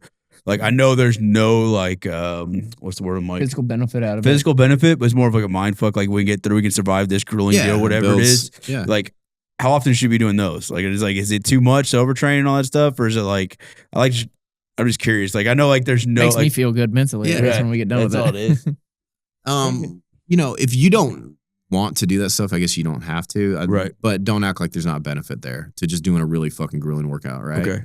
So, I would say probably no more than once a week. Okay. You know what I mean? Right. Like if you're doing mindfuck workout every day, like You're not- we were that's doing cool. we were doing quite a few of them for a while. Yeah, I was there. doing 3 to 4 a week. Just like Yeah, I mean, and that's cool, man. I mean, because there's other reasons other than just performance. right. Because like, and you can also learn what your body can like really recover from and handle, and you can teach yourself. I can handle more than I think I can. Absolutely. Because I know. like Ranger school and all that shit, it wasn't good for our performance. It just wasn't. That wasn't the goal. It wasn't the goal. We can learn that we can handle a lot more than we think. Like, oh yeah, I can get smoked for 8 hours in a row and I'll be okay. Right. Like I'm gonna fucking live. right. I can still function. I can still get after it. I did a survival show in 2023, but I had been working out with him for about, and this is when we were really Getting going at after it it. too. Yeah. And like, it helped so much. And that was the hardest thing, was the mental. Like I didn't even matter how bad I was starving, how cold it was, but like mentally, like of like wanting to quit so bad, it was fucking grueling. Yeah. That working out here and just remembering the times where like, it's just like, you feel like you're going to black out and you keep pushing that. And then one of my buddies, Justin Governdale, was like, hey dude, if you quit, I'll lose all respect for you. This is somebody that I didn't even know well at the time, but he had been on a different survival show. He told me that, and like, it was burned into my So fucking brain. our brains aren't made for like self-actualization, right? We have a frontal lobe that when we're rested and everything, that we're fed and we're warm, and have all the water we want to drink and we feel safe. It's like, I want to do great shit. It's like our brains though, when things get really hard, like the lower brain takes over and it's about survival. It wants the organism to survive. And it creates this built-in like safety zone between comfort and death, where it will tell you have to quit because you're going to die, and you're really far from death. Right. You know what I mean? So I'm not talking about people like coronary heart disease. Right, exactly. You get up too fast, you're going to fucking die. Right. Yeah. But like if you're a healthy individual, your brain will start sending you alarm signals like, you should quit this, you need to quit this. It sandbags you. Yeah. Far before you're reaching any point of risk. It's an evolutionary mechanism, right? So, and then the first thing that shuts off then is that frontal lobe, that self-actualization motivation. Right. That's why just exposure, repetitive exposure and habit is far more important than like motivation. Motivation goes out the fucking window as soon as shit gets hard. Like cold, hungry, thirsty, tired, scared. And it was all of that. And like, my brain was screaming, dude. Yeah, but see, you were inured to it to some extent because you had done those workouts. So it wasn't something unfamiliar. So like the hard training that people go through, it's not just to like make you tough. Right. It's not. It's to inure you. That's just a miss. It's not like it doesn't make you tough or anything. It's just, that's not what it's for though. It's to inure you to that exposure. So when you get it, those alarm bells don't go off because it seems familiar. Like, oh, I did this last time, I didn't die. Like you don't say that to yourself. Yeah, Like, I'll be all right. Be okay. Like your brain doesn't like it because you will literally shut down. Yeah, I think that's, I mean, even just like the cold plunge in that last 5 minutes in the sauna, that last push in the sauna, or sitting, or just the cold plunge in general.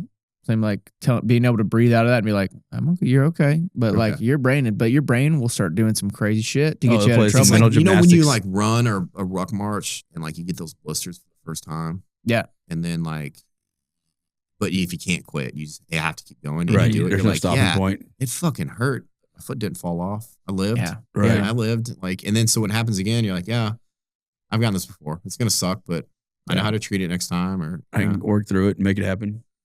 Yeah. What's the like biggest like life hack you see like people are doing now? It's like the most gimmick thing, like whatever it's the plunge or sauna. Like because everybody wants a quick thing, right? Everybody wants the fucking placebo pill or the fucking injection and take away all my problems and everything else. Like what's the shit you see now that's pushing that like everybody says like it's the thing nobody's talking about. Okay, because it's free. Because people can't make fucking money on it. Yeah. Breathing, like breathing. I love the cold plunge and the sauna, man. I use mine as much as I can, especially the sauna. Yeah, like I love that thing. But it's $10,000. A lot of people can't afford it. Right. You know, a good one. Right. You know what I mean? Breathing is fucking free. And nobody can sell you. They can sell a breathing device. They're fucking cheap. You can just get like breathing balloons. So you can breathe to bring yourself up, get yourself ready. You can breathe to bring yourself down, to recover, both between workouts and in between sets. You can breathe during your exercise. This is more efficient. You can practice diaphragmatic breathing. You can increase your intercostal mobility. You can increase the strength of your diaphragm. You can, train your pelvic floor muscles to support your breath more. All of that shit's free, and it's a fucking cheat code. Really? I was prescribed breathing for my high stress levels because my blood work came back high stress. Yeah. Dude, by seriously, Life Force. Shout out to Life Force. There's a lot of cool ways to do it, but simple box breathing where you just breathe in through your nose for 4 seconds, hold it for 4 seconds, breathe out either through your nose or through your mouth and your nose for 4 seconds. Hold that at low tidal volume for 4. And all you're doing, first of all, it clears your fucking brain because you start thinking about your breathing. It fucking recenters you right away. Really? Like if you're in traffic and you're stressed out because of traffic or whatever, just box breathe for 30 seconds. And that is the fucking cheat code. It's the cheat code in between your sets when you're working out. It's the cheat code, like if you're stressed out and like you're about to say or do something you don't want to do. It's the cheat code for like before you have to compete and you want to get yourself ready. There's a way to hyperventilate to like get yourself ready to go. Yep. You know what I mean? Strategic hyperventilation. Wim Hof method is like a form of like I do it every morning. No, that's what they prescribe. The 10-minute Wim Hof breathing in the morning, and then Andrew Huberman's NDS or NDR, non-sleep deep rest, whatever. It just takes your brain off of what the fuck's going on in your brain and puts it all on your really body. Freaking works, man. And bam, Really? you're asleep. I mean, Wim Hof is out there, but the dude's shit really fucking works. If you try it. Yeah. I mean, he's made a millions for a reason. Yeah. Yeah, breathing. It's like we always look for something we can inject, and I'm guilty too. Yeah, for sure. We always get excited about the next up and coming cool thing. It's the free shit, right? Yeah. What do you incorporate in your workout stuff too? The breathing part? Yeah, in between my sets, like when recovery? I'm really pushing the time and to help myself recover faster, like I'll just focus on my breathing. Oh wow. Instead of watching the clock, I'll just take 20 breaths. Yeah. And if I feel good after that, then I know I'm ready to go. Like since we're on this, like everybody's just so infatuated with the fucking VO2 max now. Like everybody's like, that's the new standard we all got to worry about or whatever. What's your thoughts on it? Like I know like it's a great indicator, but I don't think we measure it right. It's one of those things like we're missing the forest for the trees. Okay. So yes, I don't dispute the fact that VO2 max is linearly correlated with health span and lifespan. Higher the better. Okay. But the VO2 max is an equation. The equation is dependent on your body weight. Okay. So the biggest takeaway there is, and another thing that helps your VO2 max is just basic everyday aerobic training. Okay. You have training that focuses on VO2 max improvement, and that's great. But all of that stuff, and even elite distance runners will tell you, is built on that 80% of low intensity training. Their VO2 max is built on low intensity aerobic training. And what's low for us people who don't have a clue? Just kind of, the talk test, get it up to like zone 2 blue stuff. Like so it's kind of hard for you to talk, but you can still do it. A lot of time in that area. So 80% of the work in that area should be able to talk. Okay. And because that's the aerobic base that VO2 max is based on. So a combination of maintaining a healthy weight and a good aerobic base means you're going to have a really high VO2 max. And then after those two things, if you want to stack VO2 max training on top of it, that's fantastic. It's good stuff. Yeah. But like they think there's a cheat code now where I can just do like 4 Norwegian. The Norwegian 4x4. And it's like, no, man, you're 40 pounds overweight. Even if it's muscle, dude, like at a certain point in time, like carrying 50 extra pounds of muscle isn't necessarily good for us. It's not good for our longevity. Right. So they're tracking these people, and I work on my VO2 max all the time. And I have a pretty good one, but it's not as good as it'd be if I weighed 160 pounds. Right. Because it's based on my body weight. Okay. So I need an enormous tidal volume to get a pretty decent VO2 max, right? Okay. I need enormous AVO2 exchange to get a decent VO2 max because I weigh too fucking much. Right. So maintain your body weight, maintain a healthy body weight, and get an aerobic base is the key. That's the key takeaway. But we think we're gonna like be super heavy. No, I just need to go do some. First of all, if you're out of shape and you try to do a Norwegian 4x4, you're gonna kill yourself. You kill yourself, yeah.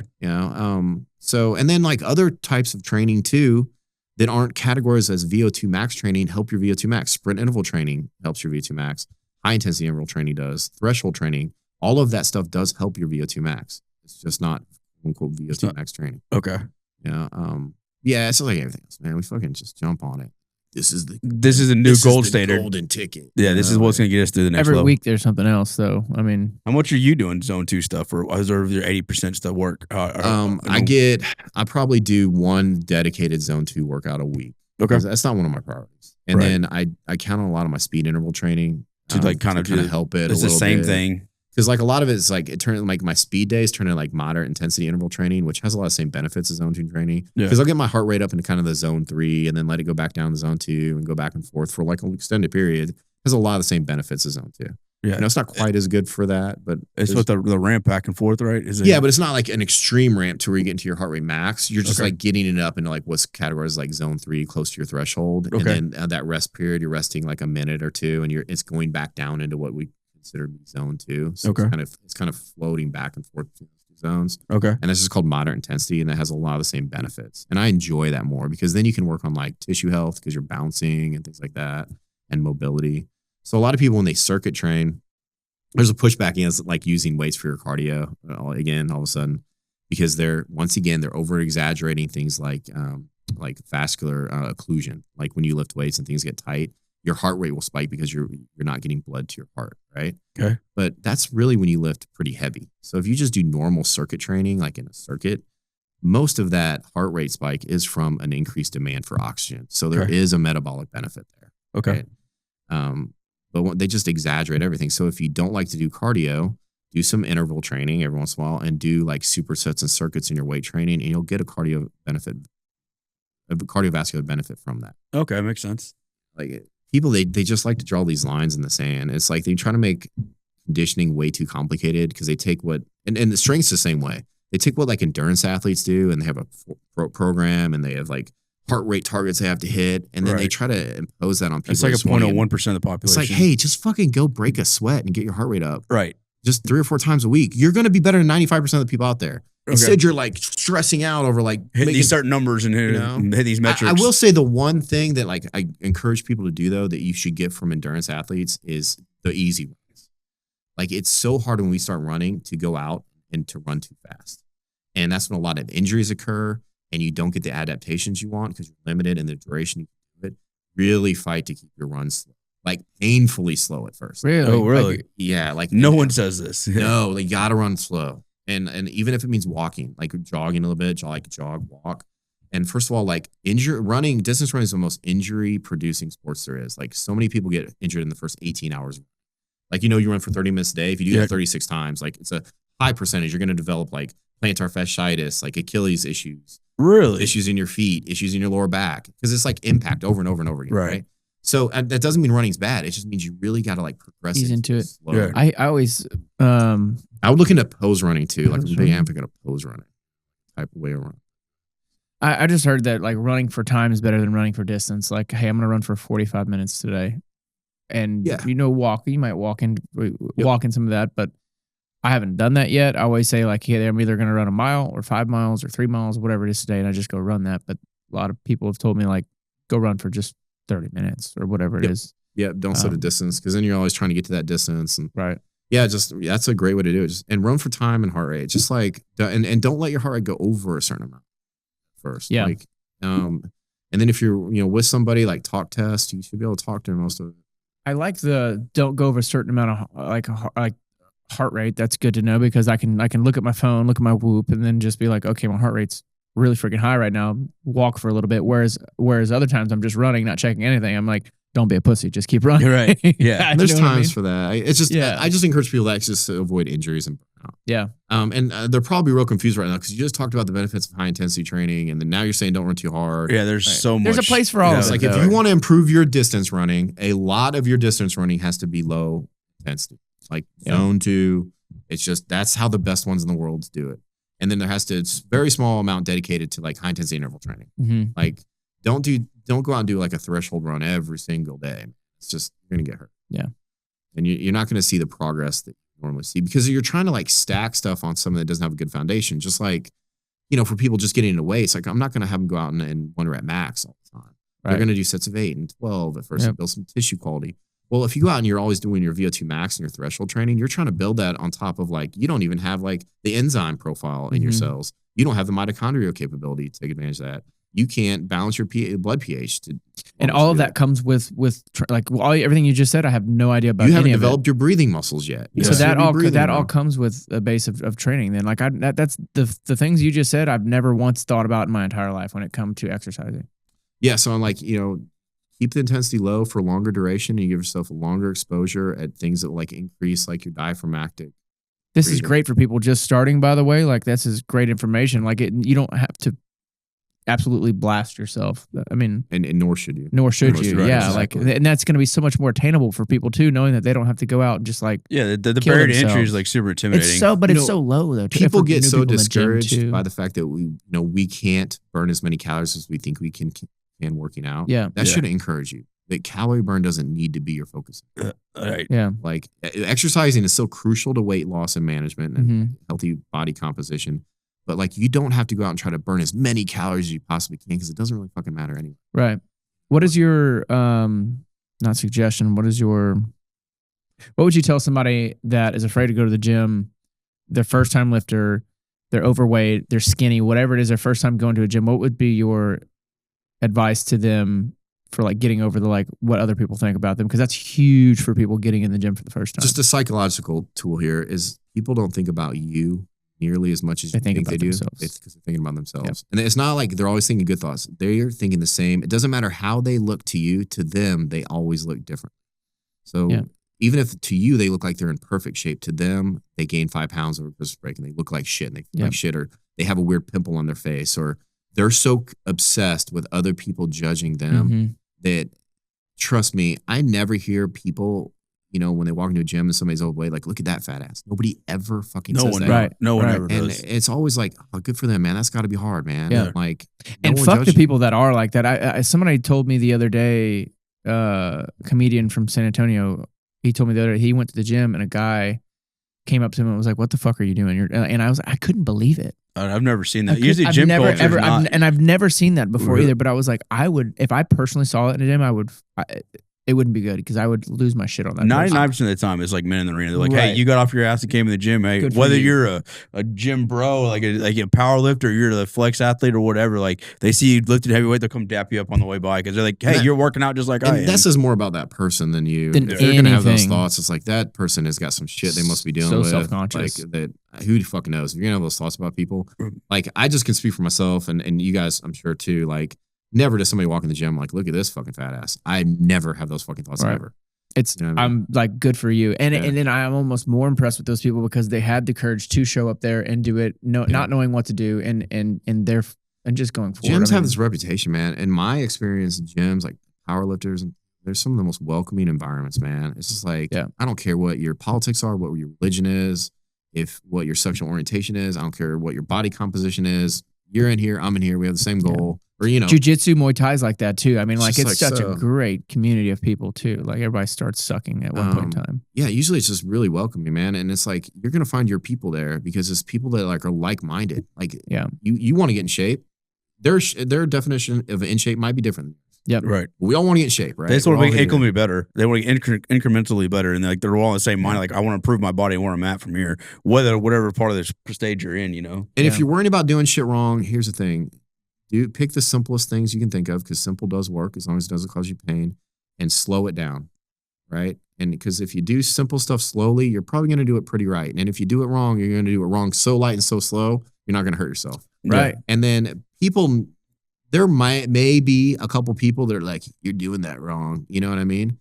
And that is more like their pride in the fact that they have to be proud of something that they're doing right in their life. And as a fitness expert, a self-proclaimed fitness expert, when I go in the gym, I could nitpick the fuck out of people if I want to. Yeah. Right. Every squat, every lift, everybody's doing quote unquote something wrong where I could be like, you're doing that wrong. But it's like, maybe I could be like, hey, you could maybe do it a little better if you tried this, or you might like this better. But very rarely is somebody doing something so fucking wrong. It's like, whoa, you got to stop. You're going to hurt yourself. Right. It's like, and the people that act like that, it's like, you're just trying to fucking be an expert on something. Right.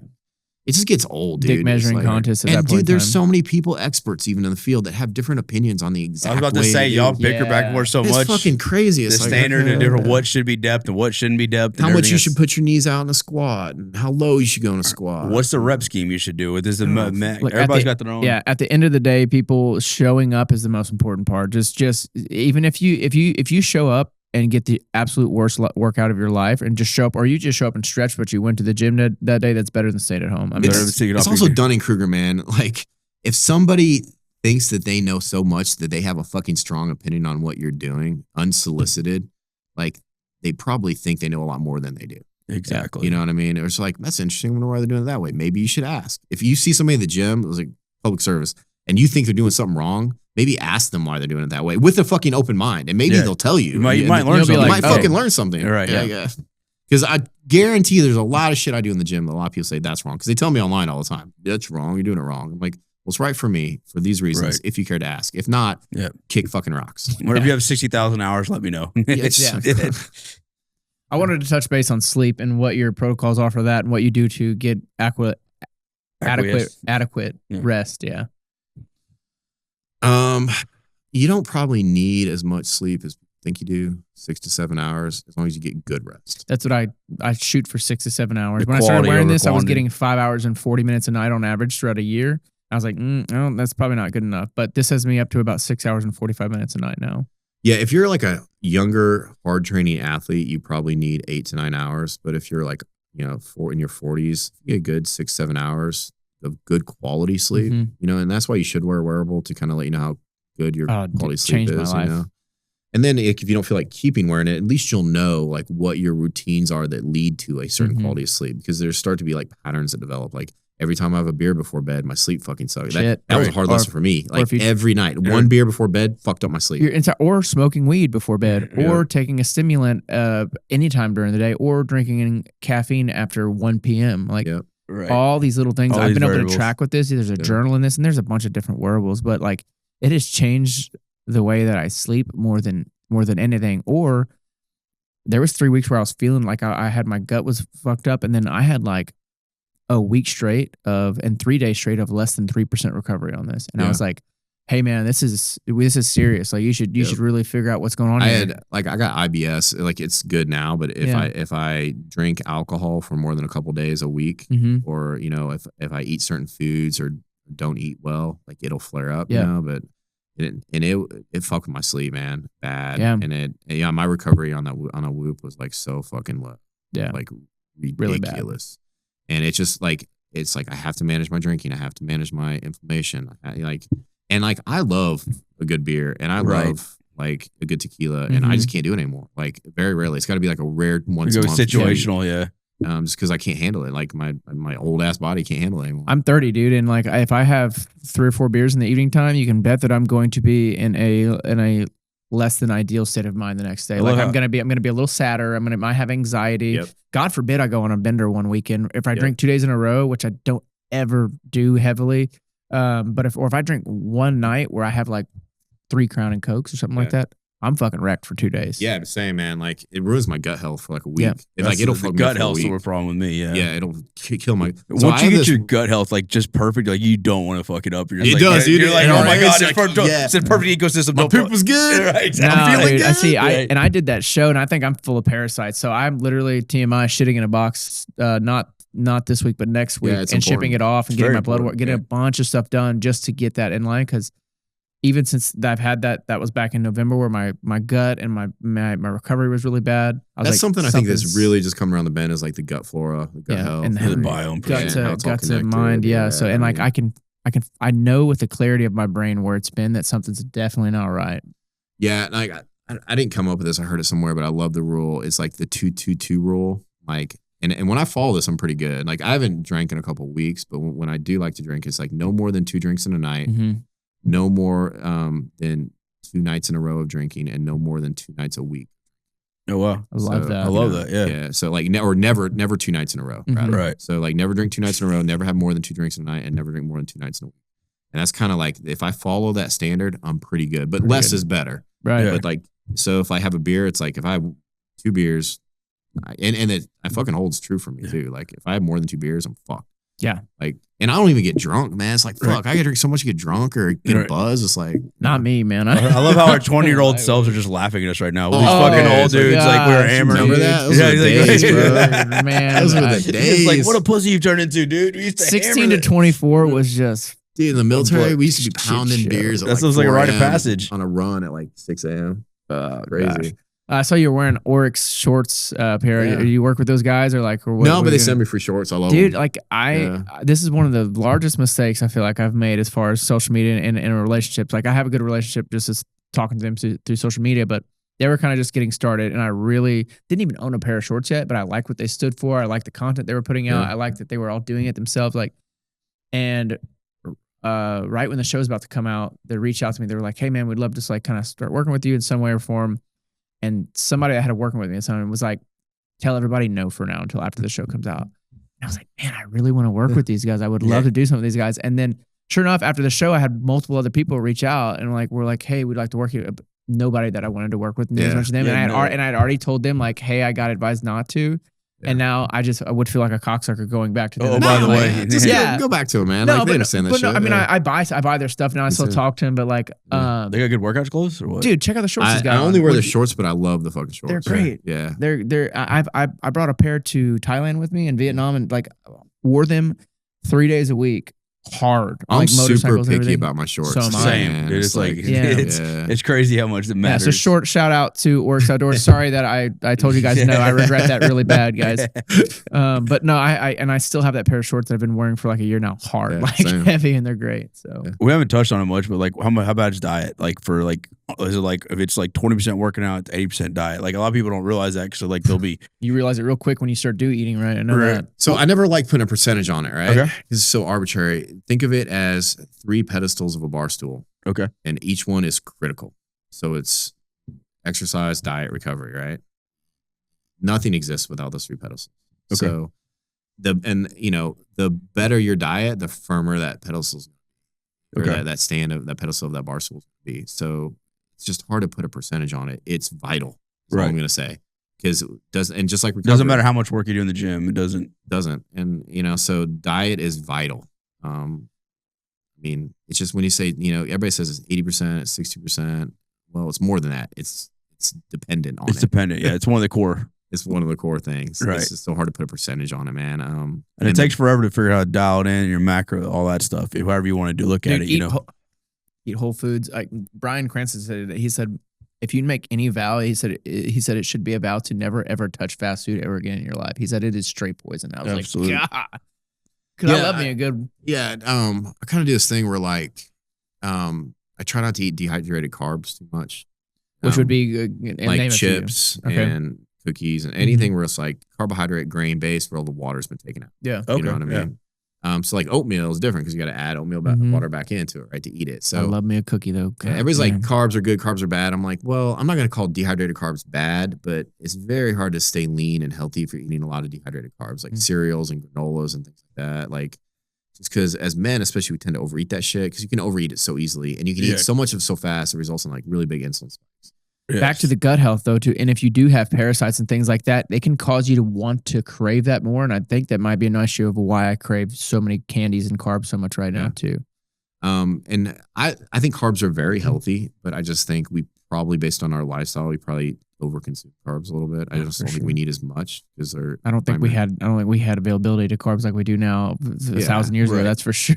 Yeah. So I mean, there are people that stay very healthy eating predominantly carbs. They're also very active societies. You know what I mean, like during the Civil War, they ate a high percentage of carbs, but they were walking all day. The Roman gladiators ate almost all miles carbs and miles at a Roman time. legionnaires, but they were so they were walking. eating a bunch of carbs back then, like wheat and bread and stuff like that. I'm assuming it was unadulterated too, but they were also like they were machines that were walking daily, so they needed constant fuel. We're just not that. Yeah, you know what I mean. So, so I mean, diet wise, it's like eat a lot of colors. It's pretty simple, man. I mean, and this is just my advice. I think people are just like religious over their fucking diets. Like every food out there, somebody has sworn that food will fucking kill you. Right. Like even like spinach. Spinach it's got oxates. You know, it's like, if you have a certain plants are fighting back. They're anti-nutrients. It's like, if you're very susceptible to that, maybe but most people aren't. You shouldn't eat 10 pounds of spinach in a day. Nobody says that, you know? Right. Like, so meat will kill you, you know? It's like, okay. And then you have people like, you only need to eat meat. It's like, okay. And like, there's gray area everywhere. Yeah. It's like, I just know everybody gets like that's other hill to die on. Generally speaking, I don't understand. If you get a lot of fiber in your diet and you eat a lot of colors, and you stay pretty hydrated, you're gonna be pretty fucking healthy. Yeah, based on a lot of fucking studies. Yeah. somebody told me one time, they were like, I've never met a fat person that ate a lot of fruit and meat and veg. Like I don't like.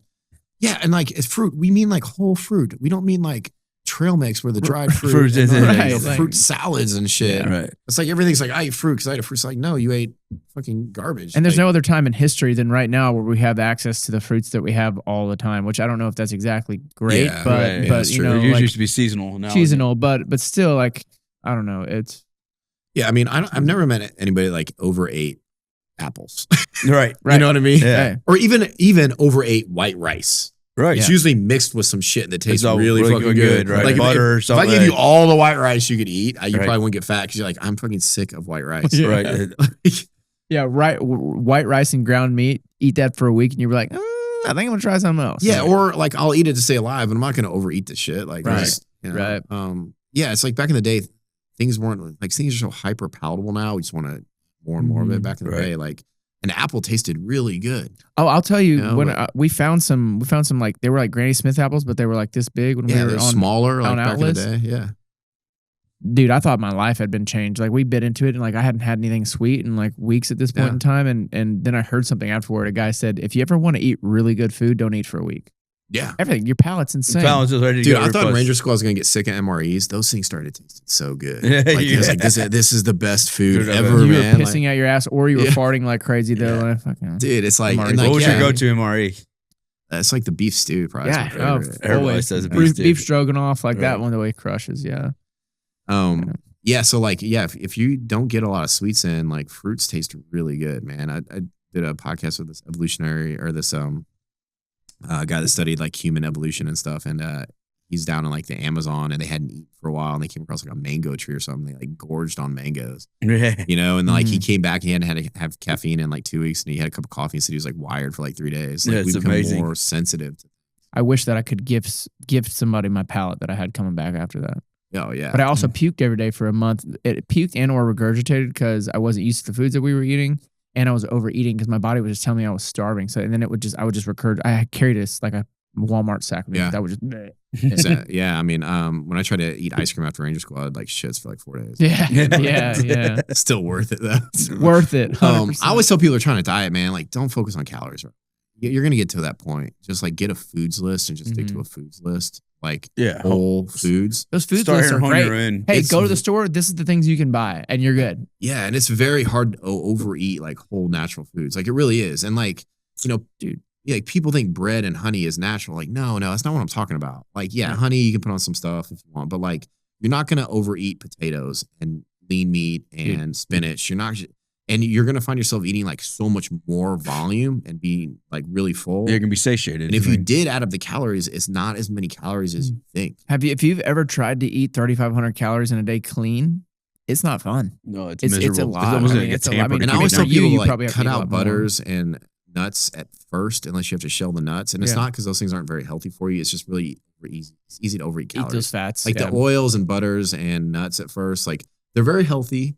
And I'm not saying that they can't be a very valuable part of a diet, but it's really easy to overconsume those specific things. Yeah. And like butter and oils are something that people manufacture. Like just eat things that aren't really manufactured. Right. And then you can like add those in strategically for flavor, but like Once you learn the ropes and figure it out. yeah, but just at first, just kind of cut out the nuts and stuff, and especially nut butters at first, you know, and then you can eat more volume because those things are like so calorie dense. Mhm. Yeah. People don't realize how much you can shoot through the roof on those. You real got to quick. like think things that are like healthy for you. Nuts are very healthy for you, but they're not really diet friendly necessarily. Like butter, grass-fed butter can be very healthy for you.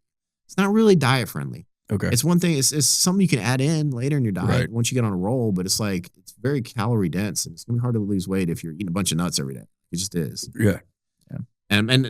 Right now I eat a lot of fucking walnuts and almonds and shit, but I'm not really trying to lose weight either. Right. You know what I mean? Like, Right. I'm sure. What's your caloric intake? Just keep your mass. I can't even imagine it's right like 4,200 a day. now. Fuck. And if I have like a hard workout, it's like 4,800. I'm telling you, Yeah. I'm telling you right now, like during 75 Dude, hard, are you just? I mean, I guess you're just used to it, but God, I can't imagine how much Yeah, I food don't you're cramming eat down your so gullet. much, dude. Yeah, You're I'm just like- I'm hungry all the time too, man. I'm just Oh, you're always. Yeah. Yeah. How tall are you?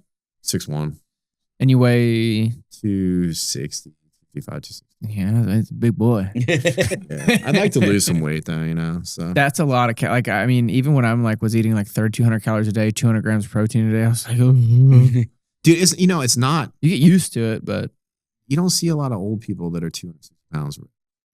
So Right. if you want to live a long life, like I'm gonna have to make some hard decisions. in the next 10 years. yeah, It sucks though. It's just Yeah. like you took you all Yeah. those body work to get to that size. Yeah, you know, and then carry that frame. You know. I want to get down to at least 200. You know, if I can.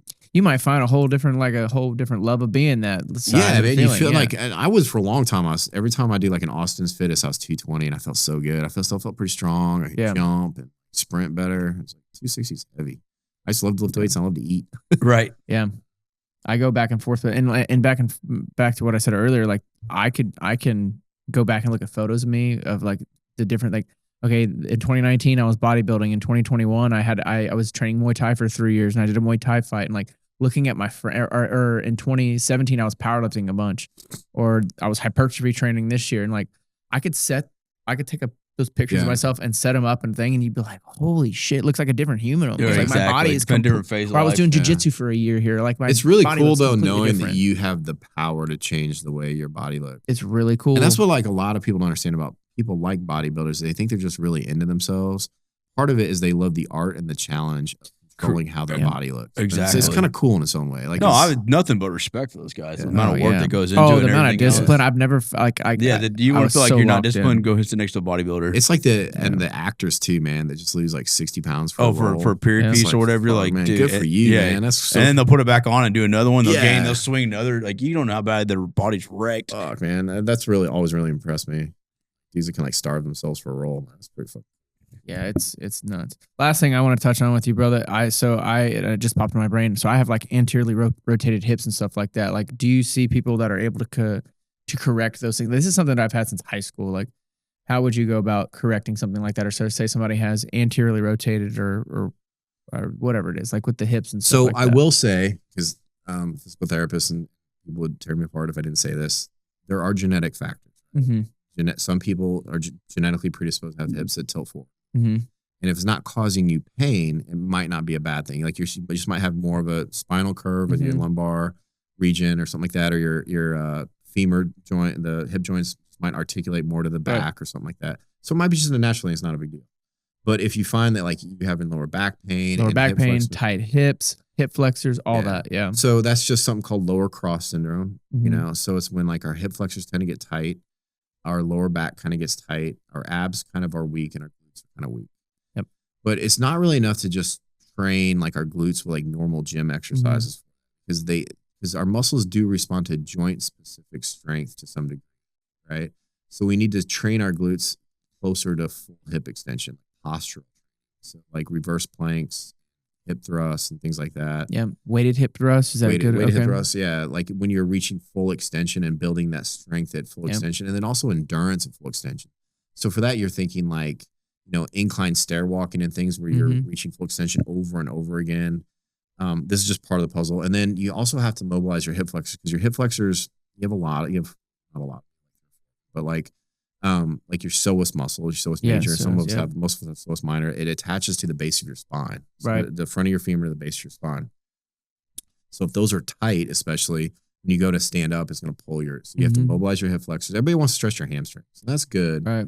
It's not going to help that much. Strengthen your glutes and mobilize your hip flexors too. And then there's something called a so-right you can get in there too, or like a dumbbell works or something like that. You just get in there, or no, a kettlebell actually has released mine a little bit. Yep. So like it's important to mobilize your hip flexors, and then do a lot of training where they're forced behind your hip off. Okay. So like a lot of walking lunges, when you go down in that lunge position and your chest wants to pull up down, really force yourself to stay in. Bring it in. Yeah. Okay. Like sit on your pelvis. Dude, and like I never realized how weak my core was, but like when I do sprints, like heavy sprints, or say like do backflips, I do a couple of months just to make sure I can still do them.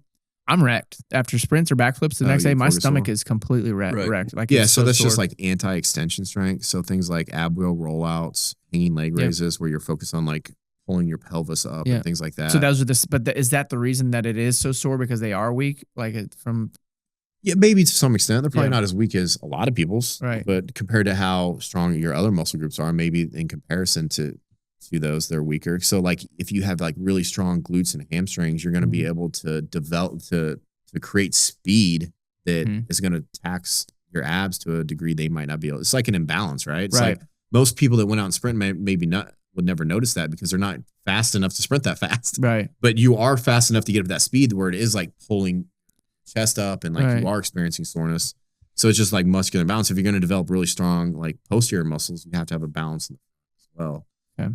So that's huge for that lower cross syndrome, and then like things like cat cows and world's greatest stretch to keep your lower back a little bit more mobile would help. And then just the biggest thing though is when you stand, just like learn what good posture is and just like draw your ribs in. Draw it in. And I can feel it immediately. And when I do it, what does it take pressure off of? When I do it, I can even flex my stomach in a certain way where I'm like, oh fuck, I don't use that muscle very much. It's pretty crazy. So like, when people they talk about good posture, they think like chest up, back, right? Well, that's not the good posture. Actually starts on both ends. It starts with chin, so level chin, mouth closed, chin tucked back. Because if your chin's up, it's going to put your chest up. Yeah. And if your chest comes up, it's going to hyperextend your back. Okay. Right? So chin level first, chin level, chest straight ahead, xiphoid process, your sternum in this way, right? And then your feet too, straight ahead, arch, like maintain the arches of your feet. Mine are like this. Yeah. So like when your feet go out, you kind of like, right. And then you should maintain a very slight subtle contraction of your abs when you're standing, and a slight subtle contraction of your glutes. And that like small tonus, small muscle tone is going to help keep your pelvis balanced. And you just need to practice that while you're standing.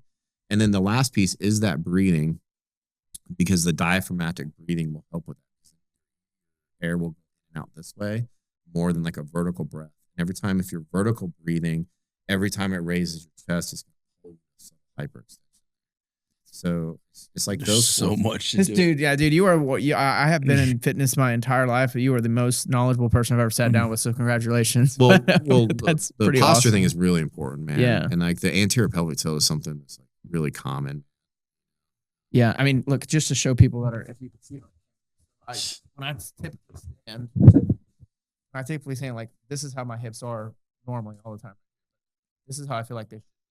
Yeah, to some extent. To some extent. Like, it just feels like they're. Yeah, but see what you're doing there. So you're putting your fingers on your pelvis so you can feel like that shift. Right, but. Yeah, so that's a good, like, tell people to put their hands on their hips like that, and they can feel their pelvic. Like, this is just normal standing. Like, my back, my ass, and everything, my hips, like they're. Yeah, and right away you feel it in my stomach. Yeah, you should feel relief on your lower back when you do that. I do. And dude, lately, Dan, I've been sitting more, and like I'm kind of getting, I kind of feel it too. Like I'm not immune to that shit. Like I got tight hip flexors right now. It's not. We're just humans. We're humans, man. Just a human, man. Yeah. But like if you have lower back pain, that's something like it's just practice standing a little. Okay. Like the times when we are standing, it should be conscious standing. Mm-hmm. All right, just focus on what are your glutes doing right now? How am I breathing right now? Can I feel the arch of my foot being maintained? Is there like a cross tension across my foot? Mm-hmm. That's huge. And, everybody says we need to take more steps. It's like, I think we need to take better steps.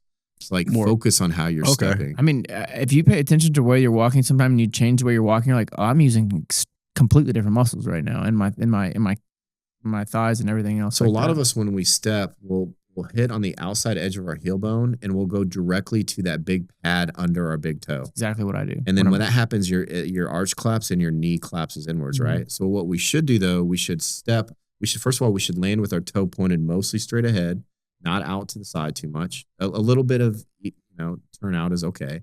But you're supposed to land on the outside edge of your heel bone, trace the outside edge of your foot, and then evert to your big toe. Okay. And then as you pass your hip behind you, you should finish with a push off of your big toe. Oh, wow. So a lot of us never really use our big toe when we walk. And that big toe is connected to tendons that run underneath our feet. Mm-hmm. And that using that big toe when you walk will build those tendons, help preserve your arch.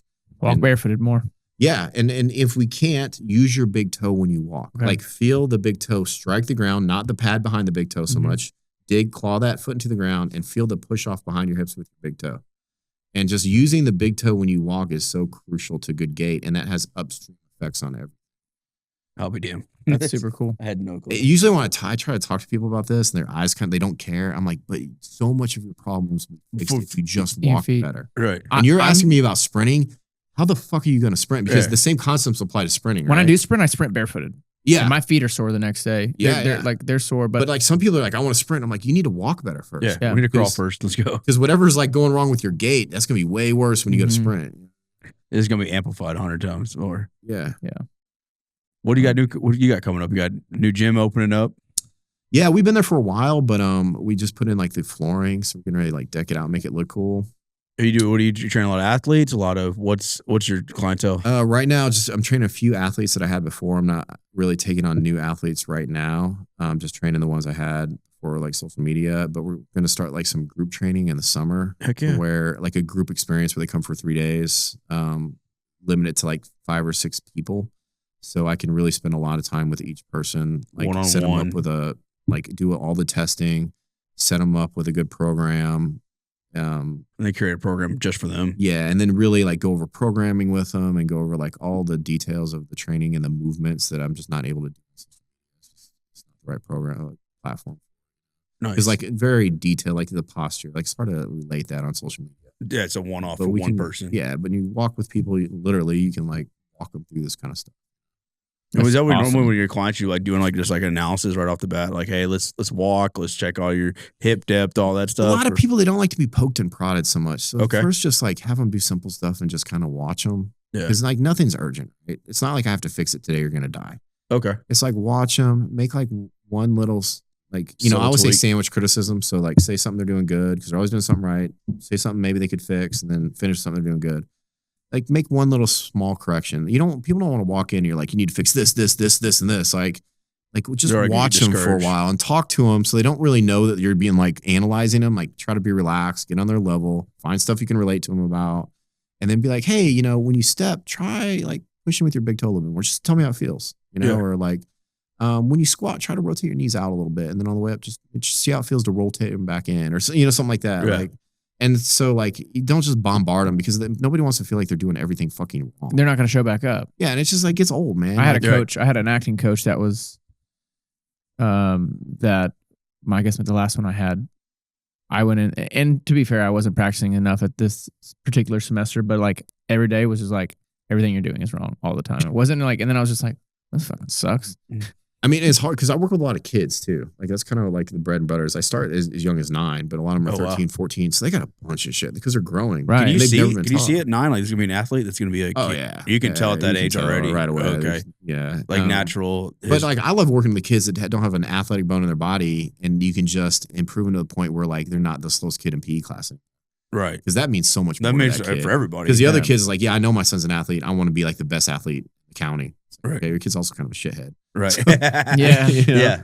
And doesn't listen. And he already thinks he's the best athlete in the county, so he's not Right. going to listen to anything I say. You Yeah. know, like sometimes it's like that, sometimes not. But like sometimes the kids that don't seem super athletic at that age, though, they can develop and kind of learn how to use their bodies. At least hold their own. We've had a lot of kids that and ended up playing for like UT, Notre Dame that That's cool. were Is not that like good your athletes. biggest like cool flex? Like Oh, like you're man, like it's not, so cool. It's as cool as like you fact out from here. I got him to here. You know what I mean? Like, and he didn't even know Yeah. he could get to this point. The No, level. yeah. Or just college football or college sports in general. Like it's so hard just to play a college sport. And, like, Exactly. just- There's so many that's vying for Dude, one little it's spot. not like it was when we were growing up. Even I'm 30 years old, but the level at which kids are playing now, and the amount of knowledge that's out there to train these kids. Like I went and watched my 8-year-old play. My 8-year-old nephew play soccer the other day, and I haven't been to a game in like a year and a half, and I was like, what the fuck? Yeah, These kids it's are crazy. insane. And one of the coolest kids Compared we to how ever we trained.